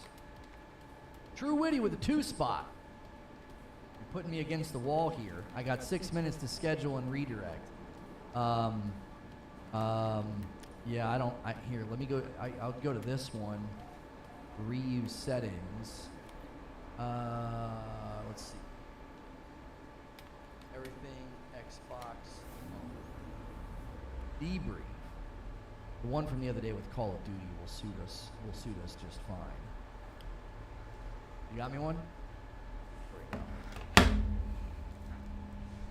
I'm busy? I know you're busy. I usually don't hound you, but I'm getting up against like literal time. I can't change time itself, you know? I can do a lot of things, but I can't change the fact that in 5 minutes it's noon. And the premiere's gonna need rescheduled if I don't get it scheduled here. All right, 12:15 for the, oh, no, unlisted. 12:15. I remember. Oh, golly. There we go. Okay, let me set this up. Redirect. Go there. And save that. And let me switch this to that. Hopefully you guys don't get a noti for me switching that. At least that's how it's been working. We've been setting things up in a way so that you should not be getting so many notifications as members. Lono worried about time. Hey, Diaz. You watch yourself. You watch yourself, Diaz. You watch yourself, sucker. All right, I owe you guys 20 members. If we get another 15, I'll owe you 25. You guys can continue gifting members even when we go to this premiere. But I always gift the members in the premiere. I give you the maximum amount of time to hit these goals. You guys move the line today closer to the next milestone and the 2,500 goal that we have. If you've never been here before, hit the like button, hit the subscribe button so you don't miss out on my content. That actually increases the likelihood of you getting it gifted. If you can't do a membership, that's a great way to support the channel, is just to smash like. Get us to 500 likes. We can easily get 50 more likes on this video, no problem. Yo, a single from Cat Uncle. He says, come on, y'all. We can quickly I could have just do fucking... this." He's like, don't leave it dangling there that close. Don't leave it dangling there. Thank you so much, Cat Uncle. And he goes to Vipul Doshi. Your analysis of Sony can't afford Take-Two is false, brother. It's just not cash sales. If Take-Two shareholders voted and want to sell to Sony, then it can and would happen. Sony's bid on Fox is $50 billion. I don't think they can financially do it because of my own research into how much they've allocated for acquisitions is so much lower than what Take-Two's asking price would be, Ted. I don't think you're hearing what I said in the context of the background behind it. Sony cannot financially buy Take-Two because the asking price would be so much higher than what they have allocated for acquisition. I don't think so. I don't see it happening. I also feel like it would be a terrible decision. The risk involved would be insane. Sony is going to bid almost $25 billion. Yeah, I don't think so. They've allocated what, $13 billion, maybe half of what they'd need, and I don't even think they're going for acquisitions. I think they're going to be going for like individual pieces of property and deals on things that'll be better for their platform. Not like, let's just go buy the biggest fish on the market. The risk that would put them in, I think, would be incredibly rough. I feel like that would be like tectonic. Take-Two has NBA 2. Okay, cash cow. Good luck getting that for cheap. Yeah, I think that'd be bad. Okay, in 1 minute we're gonna go over there. Listen. If you guys bring the heat and do 14 more members in this premiere, I'll make good and I'll do another 5. All right. Let's go over to this premiere. This is literally a rundown of all the games and franchises that Xbox now owns, and I give my commentary on what they might do with that, what they might resurrect. Let's head over to the premiere. I'll put a link in chat. You will also get redirected. If you don't get redirected, it'll be the featured video on my channel. And then to everybody who got a membership today, you can debrief with us after the premiere. So let's all go to the premiere. I'll be over there in the chat hanging out and gifting members. All right? I'll see you guys over there.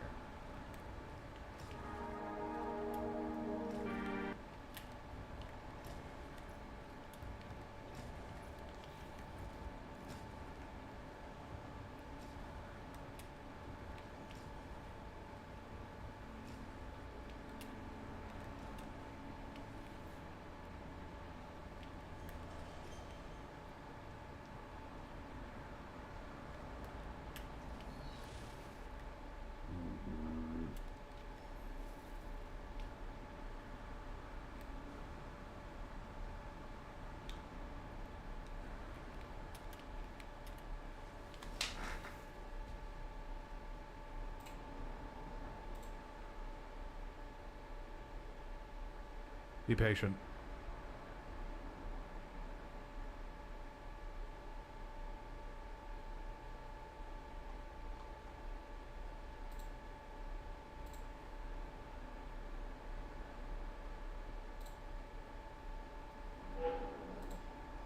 Productive labor. Yeah. This is Zan. The Kantian. this former Professor Beckman and we will unironically so much right first now for kitchen. I'm wearing denim. I guess it the consumption of nutrient and then I pass out from a stroke.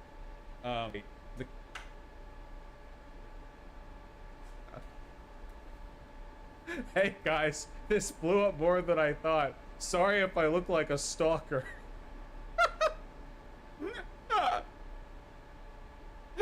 You're cool, man. It's all good.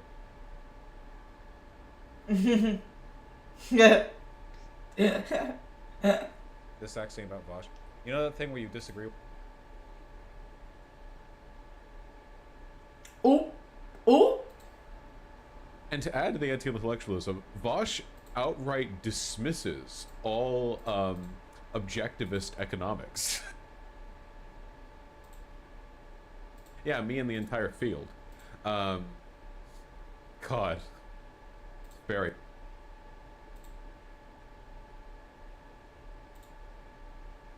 About 15 minutes. We're going to be going on Jen Perelman's show. We're going to talk for about an hour, presumably just on what's happening. Hey Vosh, this is important. I'm going on a date with a fetish porn star tonight. Any advice? Yeah, I've got some advice. Don't bring up their work, and especially not the fetish they do, unless they do. Speaking as an internet personality who knows a lot of sex workers, okay? If you talk to a sex worker whose main thing is they put bowling balls up their ass, okay?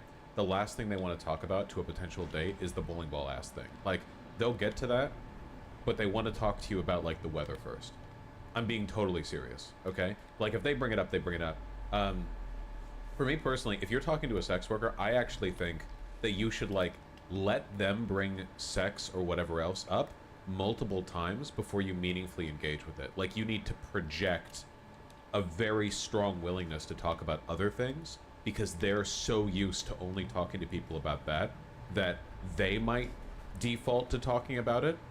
And that's not bad, but, like, you can indicate that you're, like, genuinely down to talk about whatever by not, because, like, maybe you're talking to the bowling ball ass person, they're like, yeah, wow, that thing over there is round like the bowling balls put in my ass, and if you're like, bowling ball ass, yeah, that's hot, like, then you've latched onto it, and so then in their mind they're like, okay, you know, here we go.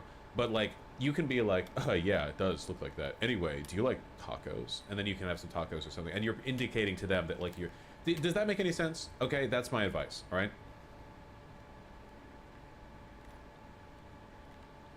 Thank you, Vosh. I knew you'd have actual advice on the topic. Yeah, my pleasure. Imagine going on a date with Vosh and spending 2 hours loudly quoting lines from his 2020 debates, and every other table in the restaurant just stares. Yeah, because, like, at this point in my career, unfortunately, like, I live in Seattle. Half the people here are trans. Still like, 11,000 storage. What the fuck? Know who I am. Did I connect them? I just stopped hiding it. Because, like, what the fuck? Oh, I didn't. I have had at least twice now where I don't mention what I am and what I do, and then midway through the first episode, they're like, wait, are you Vosh? I'm like, yeah. And that's, like, the worst, because now it's like, now it's a thing. So I just mention it up front now. It just like saves a fuck ton of time. And there's, like, the people who I go on dates with who are like, oh yeah, I saw this debate of yours. That was so great, good. not landing. And I don't tend to see them a second time. And then there are people who are like, haha, nice YouTube channel. Do you like tacos? And those are the people who I see a second time. That's very important. That's extreme. That's so important.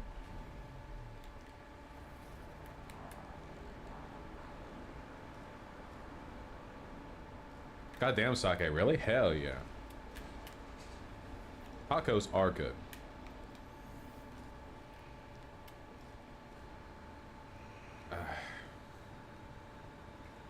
Have you ever said you're not Vosh when asked? No, it's weird. It's pretty easy to tell who I am, you know. Just look up what I look like, you know. People who get starstruck are annoying, you say? No.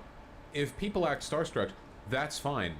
I just don't want to go on a date with that. It's fine. Like, if I see a fan in public and they want to take a picture, that's cute. Like, that's cute. That's cool. But I don't want to date that for, like, multiple reasons. Yeah. Is it weird to be referred to as Vosh as opposed to your real name IRL? Nah, it's fine, whatever. Vosh already sounds like a name. Like, it's not like I have, like... It's not like I have a handle that doesn't sound like a name. You know what I mean? It sounds enough like a name that people could just say it and it doesn't feel weird. It's not like someone shouting like, I don't know. Well, I was gonna say Germa825 or whatever the numbers at the end of the handle are, but like, Germa sounds like a name too. You know? Yeah, like The Amazing Atheist, right? Like, he goes by TJ Kirk now, but if you went up to TJ and it was like, oh, it's, hey, The Amazing Atheist, like, that's weird, because that's not a name, obviously. That's like a title. 985.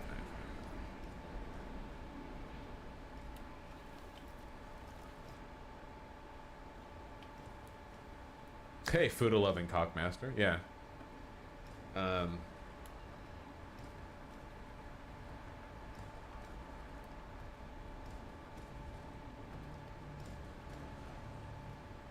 Have you watched Heavenly Delusion yet? Actually, I've seen one episode, and that one episode was really good.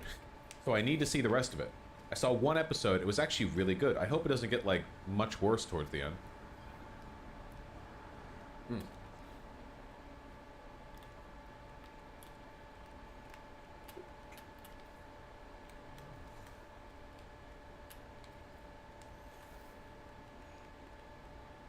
Does Vosh just seem like a normal name to you now, lol? Yeah, whatever. Can you max out on caffeine to simulate ADHD meds? No. Apparently caffeine has a different effect on people with ADHD. It doesn't, at least, it varies a lot person to person, I guess. But for me specifically, like, caffeine doesn't make me feel that energetic. It just gives me, like, a slight edge on concentration. But I have a lot of caffeine. Like, my average day is 2 cups of coffee and 1 5-hour energy, and there are plenty of days that I do more than that, and I never feel wired or buzzed or like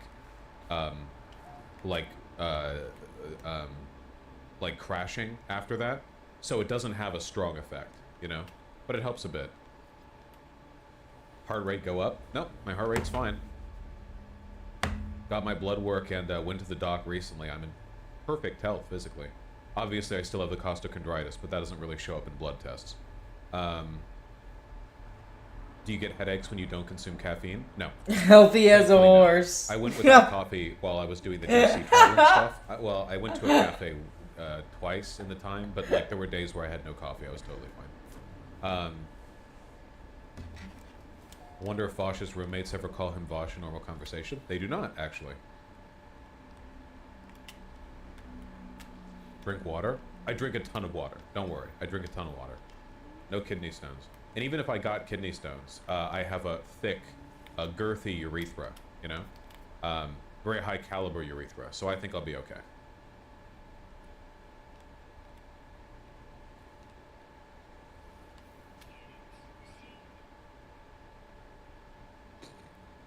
Okay. We have 10 minutes. That's not enough for a segment, so I guess we'll just keep chilling until we talk to Jen Perlman. Let me make sure I have the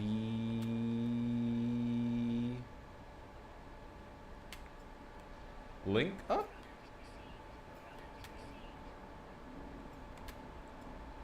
Why is Jen not showing up in my search? What? Does it seriously not search for, like, partial matches? Whatever. Okay, here, I found it. Okay, whatever. Fucking annoying.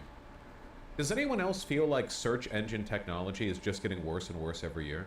Like, by default, Windows 10 internal search is literally useless. If you search anything in it, it just gives you, like, the Microsoft Edge search for it. Google search is fucked. It's cooked. It's really, really bad. Reddit and Twitter both have garbage internal search engines, you know, like really, really bad. How are the gigs in Cyberpunk? I have just gotten to the part in Cyberpunk where you meet Johnny Silverhands. Again, really enjoying Cyberpunk so far. It actually makes me like kind of sad that the initial reputation of the game was so overshadowed by the massive technical issues, because without a strong idea of what they were aiming for at first. I didn't really like know how much of a tragedy that was, but so much effort is on display in Cyberpunk. Like, clearly, you know, a lot of love went into the game. So it sucks that that's, you know, a primary association. On the plus side, though, it seems like there's been a huge bounce back. It has 500,000 reviews on Steam, and it's got the very positive tag. They recently did like a big release. They're doing DLC soon. It seems like one of those games that's going to have like the rough launch won't permanently taint its reputation, despite it having maybe the most public rough launch of any game that I can remember. I can't remember any game having that rough of a launch that publicly. Like, there are games that have come out in a worse state, but a game as hyped as Cyberpunk, I don't know. No Man's Sky. Sorry, you're right. Yeah. Okay, second most then. Second most. No Man's Sky, then this, right? It's got to be No Man's Sky than this, you know? This has to be, like, number 2, then. Diablo 4 is up there. Now, I don't think Diablo 4 comes even close. The glitches and bugs... Oh, wait. Fallout 76. God damn it. Okay, fine. Fallout 76, No Man's Sky, then Cyberpunk. Okay, that has to be it. That has to be it.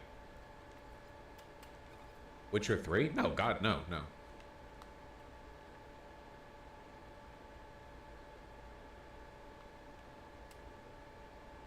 I suspect you'll dislike Cyberpunk by the end. It's very edgy and nihilistic. I bet you'll have a strong reaction.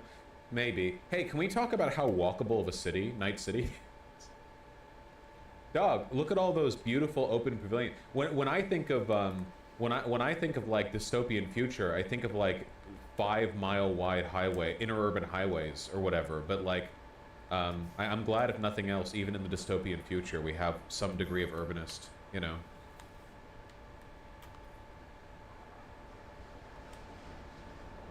Who's your favorite side character so far? Victor, I think. I really like Victor. He's really cool. I like him. City Skyline 2 out next week? Yeah.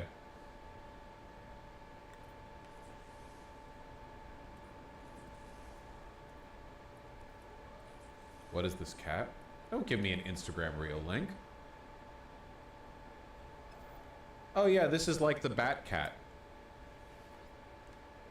I forget what the name is. Vermin would know. This is the cat that looks like a bat. Ain't they cute? I think they're cute. More goblins. Yes, kidding. Cornish Rex. Are these Cornish Rexes?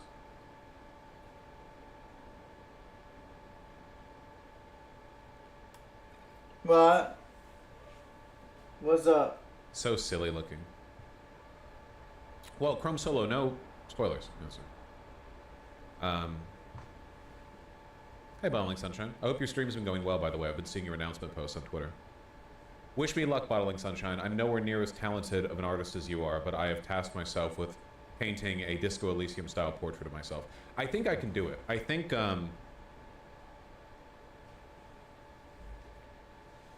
the difficulty with the Disco Elysium style is not technical skill, it's creativity. If you look at what makes this look so amazing, the thing that makes it look good is the intelligent choices of color, composition, framing, texture. It's more decision-making than it is like technical expertise. I could replicate the physical motions of producing this. What I couldn't do is have the artistic mind necessary to come up with the decisions that I would then be like copying, basically. I could do this probably in about the same quality and fidelity of my face, but only by perfectly copying every brilliant decision made by the original artist. I would essentially be tracing without tracing. But I want to try a little bit harder than that. I'll try to like innovate a little bit with what I do for myself. Oh god. You're pressing on my dick. Oh kitty. Oh god. Wait, am I dumb or somebody did it? Yeah, no, there have been Disco Elysium portraits to me, yeah, but I want to do one myself. I have to. It's part of the spirit. You're like sitting on my uterus. What the fuck is? Don't worry. I'll get it done. And now your asshole Are you is in saying my face. drawing a live model would be like tracing them? God damn no, it. Because I'm not looking at artistic decisions when I see a real life person. I'm looking at a real life person. Oh my dick. If I saw a drawing of a real life person, fuck? where What? there are some thank types God. of Fuck. Ugh. making art look good is a lot down to decision making, and a lot of it is down to technical skill. And there's a big overlap between those things in a way that doesn't always immediately make sense, if that makes any sense. It's really difficult. Like, let me give you an example. Hold on. Here's also art from Disco Elysium, okay? God, Disco Elysium's art is so fucking, oh God. The decisions. Okay, so this is an example of an artist capable of making brilliant artistic decisions, but also the technical skill employed in the creation of this art is beyond what I can do. There is the fidelity of the art, the way it's constructed, I cannot replicate. I can look at the decisions and I can think, wow, those are good decisions. I could copy those decisions. And I could copy the decisions, but I couldn't connect the decisions together with the same degree of skill, if that makes sense. Same would go to this. Like, I can see what they did. I can intellectualize what was done, but I could not do it. That is some badass AI art. Don't besmirch the artists of Disco Elysium. Jesus. Look at that.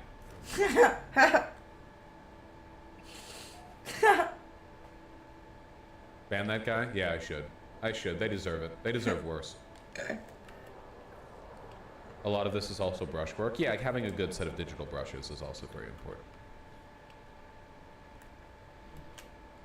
What is this art style called again?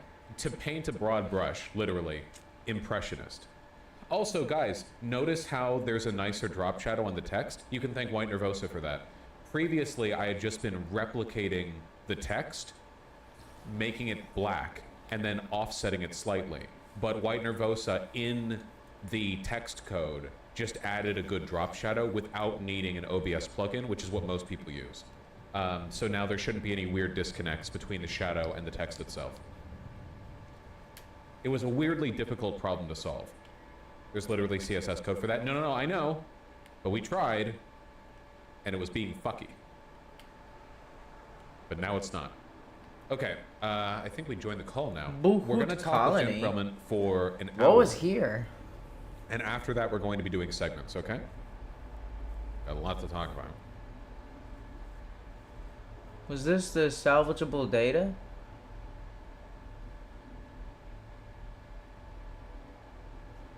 Oh, really quickly, by the way. Dog, look at how much fucking weight I've lost. Look, I'm wearing my shirt. This is an XL. Dude, what the fuck? Did it always fit on me like this? Holy shit. Oh my god. Fucking... Yeah, goddamn bed sheet.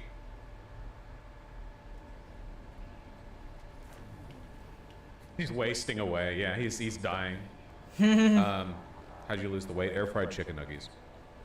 Oh, dude, I'm gonna eat so many fucking potatoes now that I have an air fryer. Just chop up the potatoes, throw them in there, 15 minutes, kapow. Oh my god, holy shit. Okay. StreamYard.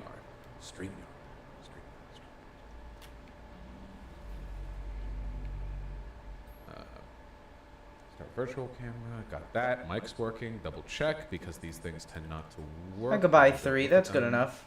For a while. Okay, I think that's good. A whole bunch of things that we've talked about. This is very important to me. But extremely foretelling in many ways. It is foretelling. I mean, this is not eventually. new. None of this is really new. The only thing that's new is this sort of shock and awe that it was able to happen the way that this happened. But none of this is Oh, new. nice. But, yeah, Be we've been patient. talking about the Zionism issue for a long time, and my sort of, I guess, progression on that. Well, you've progressed a lot faster than a lot of people have. It's taken a while. No, I mean, it's been over the process of about 10 years. Well, we have somebody to speak with about this topic. And I'll put my base computer up You here. make it sound like with he's you an guys. expert on this. I no one's can. an expert. No. We're just well read and we try to. Fucking produce the nice. best. He's pretty informed. He's very informed. We don't have to agree on everything, but we sure as hell agree on this. Vosh, welcome back to Generational Change. Yeah, I resent the implication that I'm not a subject matter expert on this. Do you know how much drama I've been in over my opinions on the subject? My goodness. Oh, considering how much time you spend, I can only I imagine. think you get into so much trouble, and I still, to this day, and this is, I've told you, I don't see what the issue is. You never come off mean. You never come off hostile. I don't understand why. It's like they just cannot grasp that you might not say something they agree with. I try not to. I've definitely had a few moments. My initial Twitch ban was actually a product of me not being able to contain my rage at the injustice inflicted on the Palestinian people by Israel. So we've been moderating the tone with which I discuss this issue a little bit as time has gone on.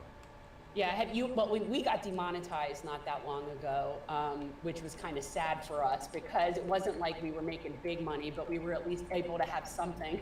I'm sorry. And so, this is what happened.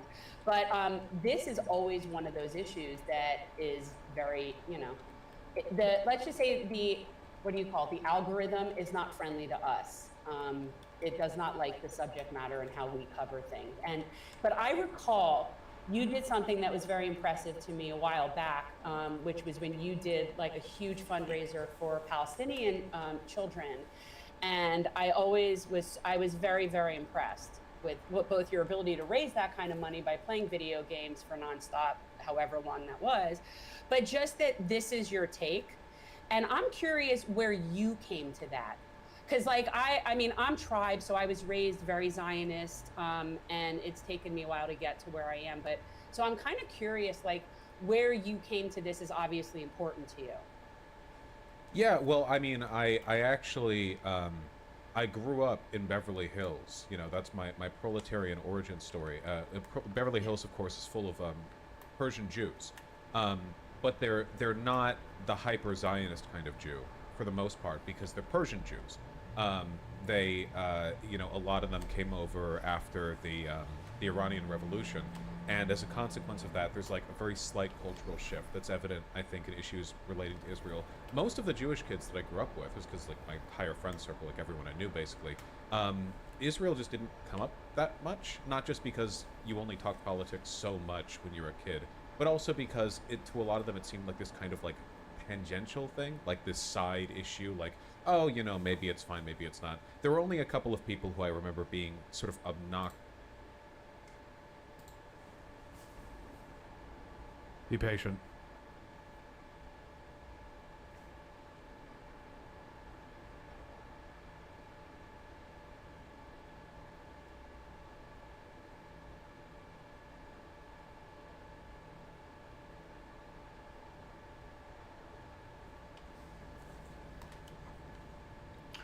Let's see if it works.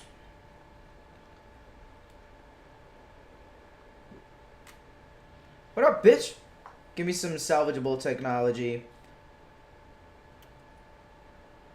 Oh, yeah. Nice. So how much do I have? Bosh, Chad has ADHD, please come on. Yeah, 1430.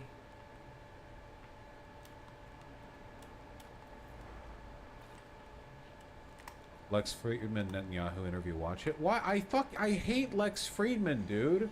He's the biggest, like, simpering fucking cuck. Like, he exists to brown nose every powerful person he can get around. Remember when Elon Musk backed out of his fight with Zuckerberg, and, like, the next day, Lex Friedman was like, Elon Musk showed up to my personal dojo the other day. I was personally astonished by his speed and strength. I'm sad I won't get to see him fight, but I did get to experience it myself. His power was immense. Like, he just says whatever, He's such a, like, dumbass's smart man. Where, like, because he's reserved and because he has, like, a decent vocabulary, he can say nothing meaningful and just, like, be a fucking blank slate that powerful people can mutually promote themselves off of. I don't think he's dumb. I just think he's a simpering fucking weakling. I think he's spineless. Ameliorate.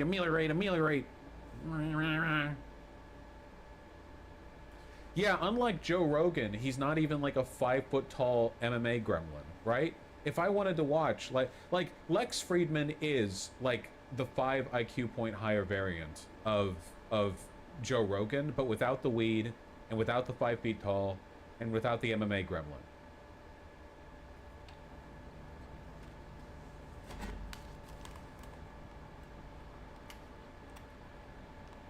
You gonna talk about Jack's films? I don't really have anything to say about Jack's films. Sniper Wolf is a crazy bitch who doxed him live, but I don't have much to say about it. I mean, it's so straightforward. It feels almost...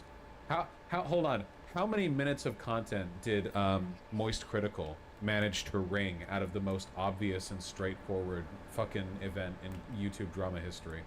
10 minutes? Exactly 10 minutes? Yeah, okay, great. Yeah.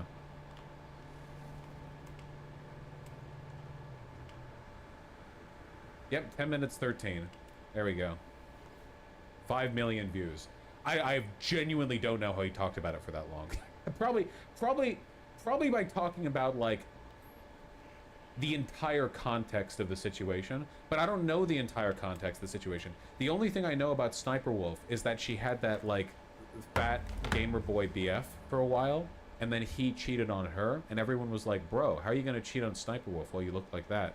And now everyone's like, oh, I guess Sniper Wolf is a fucking lunatic, so actually he was like getting the fuck out of Dodge. That's the only thing I know.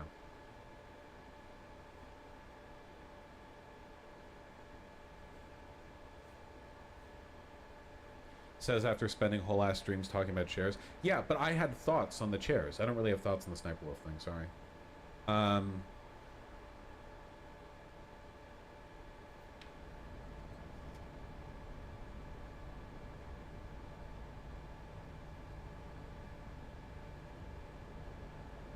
Okay, Eisen Lavenganyuk. I saw you post that the first few times. Thank you. I love you. Vosh, Clinton's Secretary of State Madeleine Albright used to describe Netanyahu unfavorably as an Israeli Newt Gingrich. Ooh. And felt condescended to. In 2011, President Nicolas Sarkozy of France was caught on mic complaining to Barack Obama. He said, I cannot bear Netanyahu, he's a liar. Obama responded, you're fed up with him, but I have to deal with him even more often than you. God, that's so funny. That's so fucking funny, dude. That, like, literally nobody likes him. That he's just completely unlikable, you know? That is so fucking funny. God. Are you ever gonna go on the Some Ordinary podcast? I don't know. Fucking get them to get me on it. Is that one of those podcasts where you have to show up in person to get on it? Probably not, right?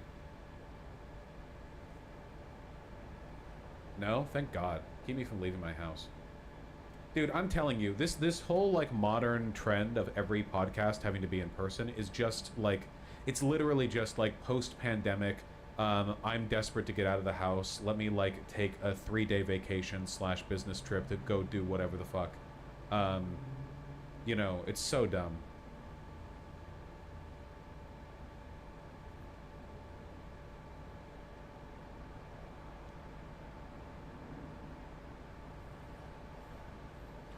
Speaking of chairs, I'm looking for a new office chair and I'm debating leather, but my GF thinks leather furniture is immoral. Thoughts? Fuck. Maybe people in chat will disagree, but leather furniture and leather clothing is probably the most ethical thing you could possibly do. Like, if you think about it, with, like, eating a steak or whatever, you kill the cow for the steak, or several steaks, probably. But then it's done. Leather lasts fucking forever, man. Like, it's still not vegan, but in the sliding scale of the use of animal products, like, a good leather belt or leather jacket can literally last a lifetime, which, in terms of return on investment, has to be better than anything else we do with animals, really. Yeah, you have to take good care of it, of course, yeah. But... Pigeon. She's squeaking.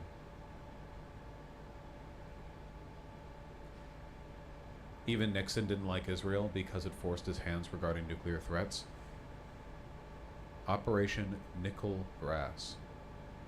I don't know anything about this.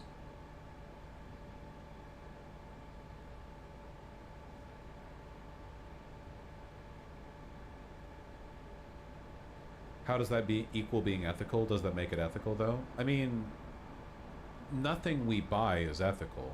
If you buy regular non-leather clothes, they're still being made by, like, fucking child slave labor or some shit. It's your decision. Oh, you can't see it. Pigeon, we're saying hello to Artemis.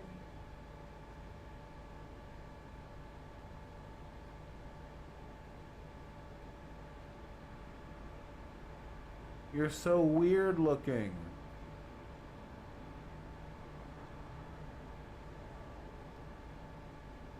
Why are you naked? Why are you naked? Why are you gross? Why do you smell like mushrooms? Why do you curl up like a beetle whenever I hold you?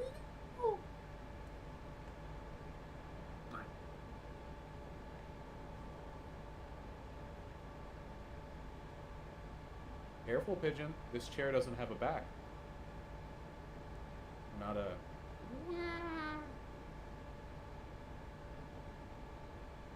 Good baby.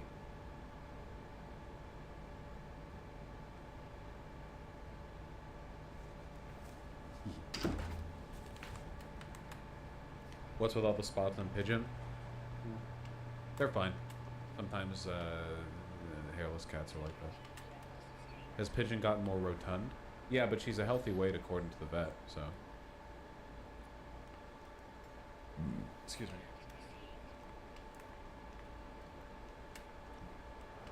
Oh no.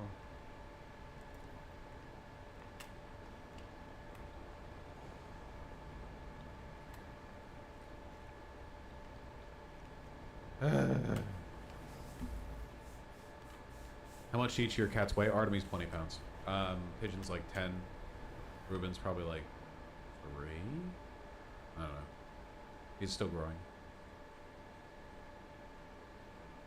20? Yeah, he's a big fat fucking boy. He's a big boy. Big boy. All right.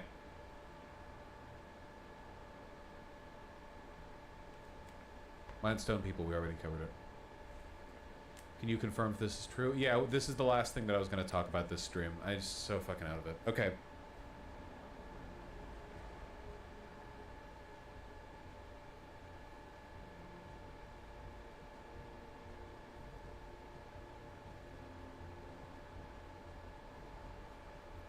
Gonna come out at 9 p.m. So, as we know, in a totally not collective punishment act of genocide,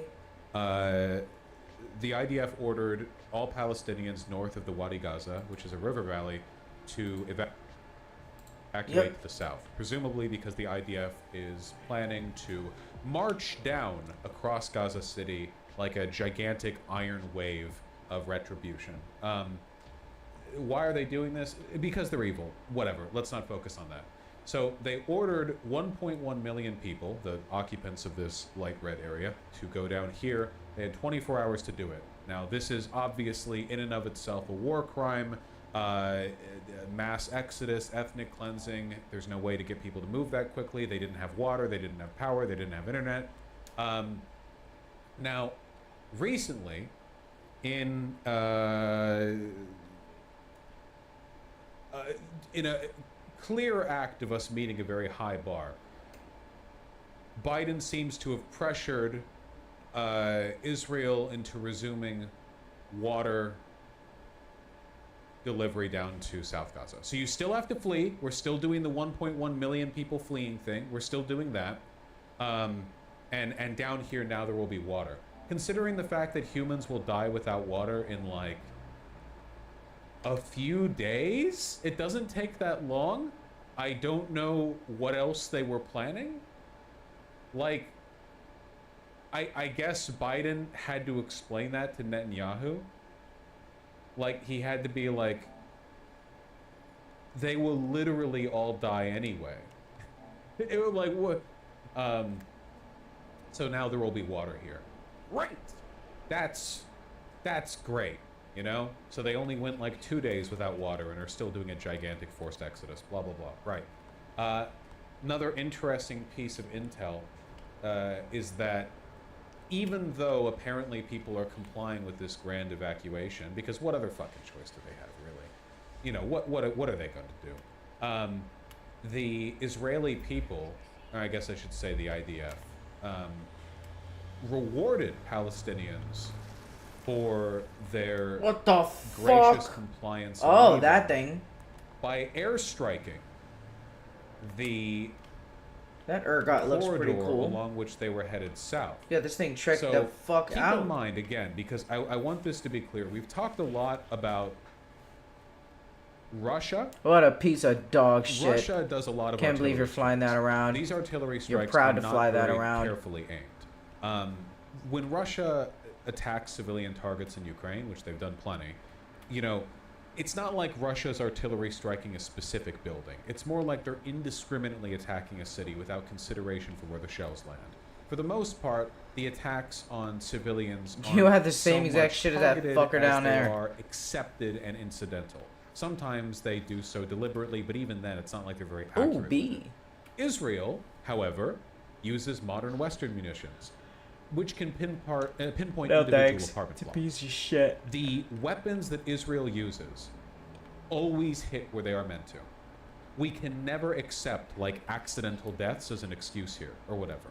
So with that in mind, from MSNBC, According to NBC News can now report 3 convoys of what appear to be evacuees were just hit by Israeli strikes in Gaza. That's according to the Palestinian Health Ministry and also some of our own interviews. 70 people are dead. Only an hour. IDF said an extensive attack against military targets within Gaza was underway. This morning, Israel dropped thousands of leaflets in the north of the Strip warning civilians to go south. Quote, Gaza City has turned into a battlefield. there are only a few paths south through Gaza, and there's one main one. So what they did was they ordered an evacuation for 1.1 million people, and then with surgical precision struck that convoy, killing 70 people. Now, my personal bet, judging from the behavior that I've seen from the IDF, is that they have moderate control over their soldiers' use of munitions, and that in all likelihood this was like a commander or maybe even an individual pilot just feeling more evil that day. After all, if the Israeli government wanted to obliterate the convoy, they could. It could also just be a terror tactic, you know, keep the fear of God in them. That's something that Israel has always done. Random attacks, just randomly take out this apartment block or another. Oh, just kill 70 people on the way down. You know, there's 1.1 million of them. 70's not that much. I think that no matter what decision-making process led to this outcome, you know, telling civilians to evacuate through a corridor and then striking the corridor is unconscionably evil. So, just keep in mind, Biden may have ordered, or I guess not really ordered, may have asked for water to be given in South Gaza, but that does not in any way remove any of the genocidal or war crime-esque tendencies from this overall situation. We still haven't even seen the ground invasion of northern Gaza. It's the bare minimum. It's not even the bare minimum. To be real, it's not even that, honestly. Israel claims that they're not going to occupy any portion of Gaza, which I kind of believe. I don't think they would benefit from that because it would really make So it hard 2 to solar avoid panels all the for rivers of every blood 1 that battery. they have, you know, sort of drawn through the streets.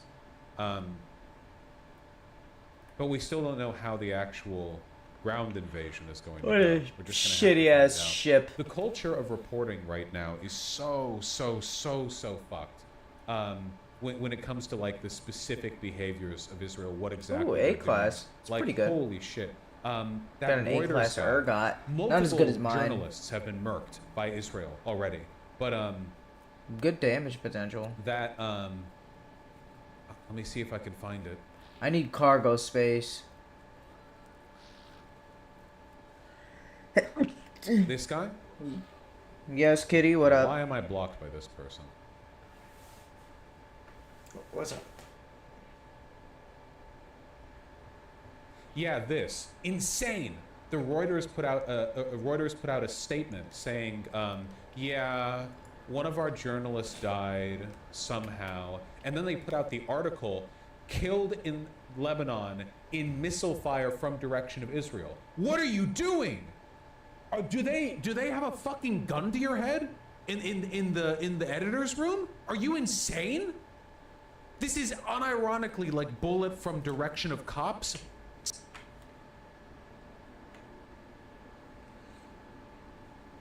This guy? Now why am I blocked by this person?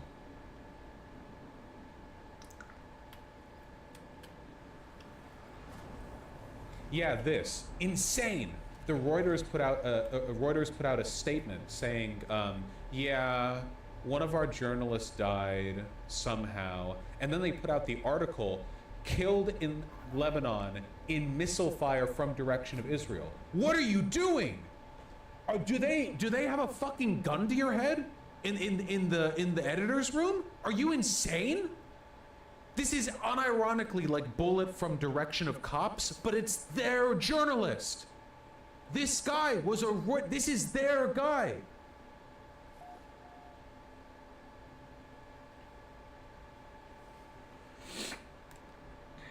Actually insane, like genuinely fucking insane. Can you imagine being a journalist? A war journalist too, not just a regular, you're not in a desk, motherfucker. You're there in Lebanon, okay? And you die to a precision Israeli airstrike, okay? Again, Israel doesn't do the like indiscriminate artillery fire thing. If a bomb goes off near you and it was fired from the IDF, they probably knew it was gonna hit you. Israel kills reporters all the time. There is no reason to believe they wouldn't do it again here. Why not? Seems no one can criticize them for it. Why not? Why shouldn't the IDF just indiscriminately kill Western journalists? Like, clearly they can. They've killed American citizens before, and it's just like, well, you know, fucking happens. Like, there's clearly no consequence. The fucking co-workers of the men you killed will write shit like missile fire from direction of Israel.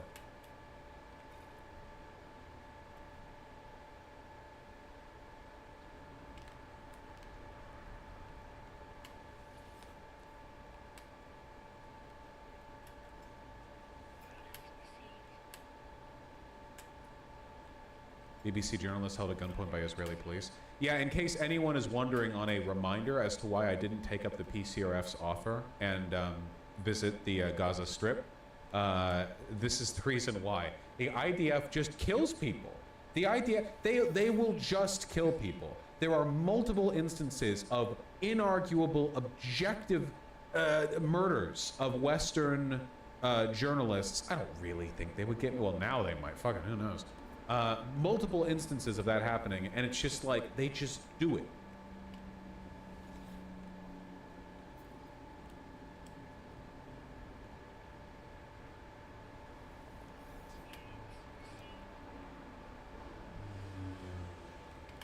Listen to this. Listen to this. Guys, this is in Tel Aviv. This wasn't in some like West Bank settlement. This wasn't at like the border to Gaza or like the security fence or whatever. This was in Tel Aviv. They were dragged from the vehicle, marked TV and red tape, searched and pushed against a wall. They identified themselves as BBC journalists. Don't the IDF know BBC journalists are their biggest fucking cuckolds? Well, why would you go after the BBC journalists? Have you seen their fucking broadcasts? It's not like they're not on your side. While attempting to film the incident, Mr. Tutunji said his phone was thrown on the ground and he was struck in the neck.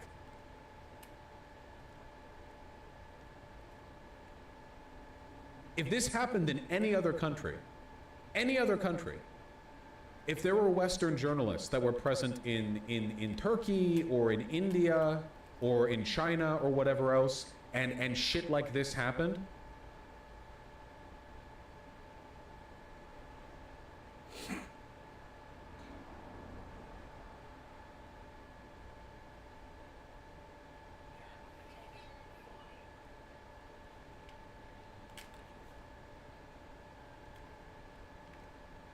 The statement added that Israel is at war with, quote, a cruel enemy that is within the territories of the state of Israel and operates with cunning methods. Ooh, they're so cunning. They're so cunty.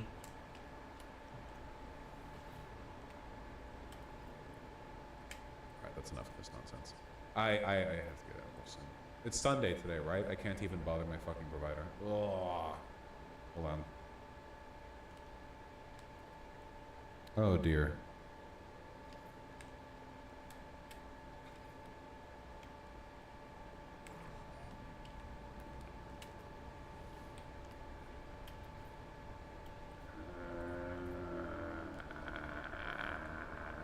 I'm hitting the add button.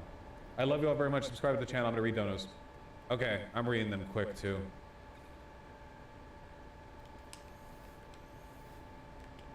The Radical Dino, thank you for the $2 donos. I'll take a look at it, but not right now. I don't want to right now. Thank you. Bright C, thank you for the $5. I'll take a look at the Just Stop Oil thing another stream. I love you. Thank you. Jay Bonkin, thank you for the $10. Really appreciate that. Fuzzy Aim, thank you for the 7 Canadian. Really appreciate that. What can I do to help as a Canadian citizen? Go to a protest, or jerk off really hard. That's what Jerk off really hard. I can do that. Tanuki, thank you for the 10 tier 1 subs. Really appreciate that. Yeah. Shut the fuck up. Fucking. Okay, buddy, Mosh. Door999, thank you for the $15. The German Workers' Party started in Czechoslovakia and would turn into the Austrian and Czech Nazi parties. M-Laser History did a great video on the rise. We need to be harder on the Czech government. And Who's citizen request? What the fuck? FF7 fan with the $5. What do you think about the poll that says 95% of Jews are Zionists and only 8% of Americans think the U.S. should criticize Israel? These aren't all bad people. Yeah, that's what, like, ruthless cultural hegemony does to a motherfucker. Yeah. You know, through massive protracted propaganda and the silencing of differing opinions, the idea that Israel equals Jews and Jews equal Israel is like a commonly held belief. Sake, thank you for the 5 tier 1 subs. Would Hitler condemn Hamas? Probably not. But then again, Hitler was trying to do his own like proto-Israel thing, so maybe he would see Hamas as like a wedge agent trying to keep Jews in Germany. I don't know. Hitler's bad. Yamato, thank you for the $5. I'll take a look. Esmilia, thank you for the $5. Jews getting marked at doors again.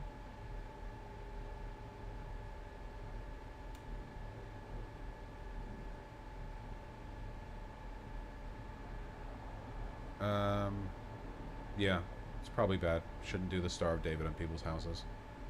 This is another one of those, like, Schrodinger's fake news things, because this could be, like... Remember that one American politician who wrote on his driveway, like, blacks rule? And he was like, hey, Black Lives Matter did this. And it was just, like, this ugly, scrawled blacks rule on his garage. So, like, is this real? I mean, I don't know. Yeah, who the fuck is putting up Star of David fucking stickers? You know, Jews perfectly get hate set up crimed a on the lot, door. So it could probably be real, yeah. Pretty decent shot of it being real. I think that hate crimes are bad. That's my personal opinion. Soulball with the $5. All of Ukraine's propaganda videos are like, enjoy this funk music while we show you a Russian tanker enter low Earth orbit, while Israel just goes dead kids. Yeah, it's so fucking grotesque, especially because you know that, like, every single Israel, like, when you see Israeli propaganda right now with, like, oh, Hamas killed all of our babies or whatever, what you're looking at it because Israel wants you to support them genociding Palestinians. Whereas when you look at Ukrainian propaganda, what they want you to do is support them in defending their nation and people against a fascist invasion. So, like, it's not just the propaganda angle, it's like the propaganda use is so fucking different, you know? The King Devon and MXM Gray, thank you for the tier 1 subs. Really appreciate that. Appalachian Anarchist, thank you for the $10. Ooh, baby. Dumb little face. Red Key, thank you for the $10. Big Ohio GAT election this November with abortion and weed on the ballot. Misinformed Ohio Dems think they need to vote no because of the last special election. Hopefully they wisen up. Rothrick with the 10 euros. Austrian here. You are completely correct about our first victim myth. However, we're not like Germany, if only because when it comes to the current rise of fascism, we're much worse. Thanks, great. Love learning more about my European brethren.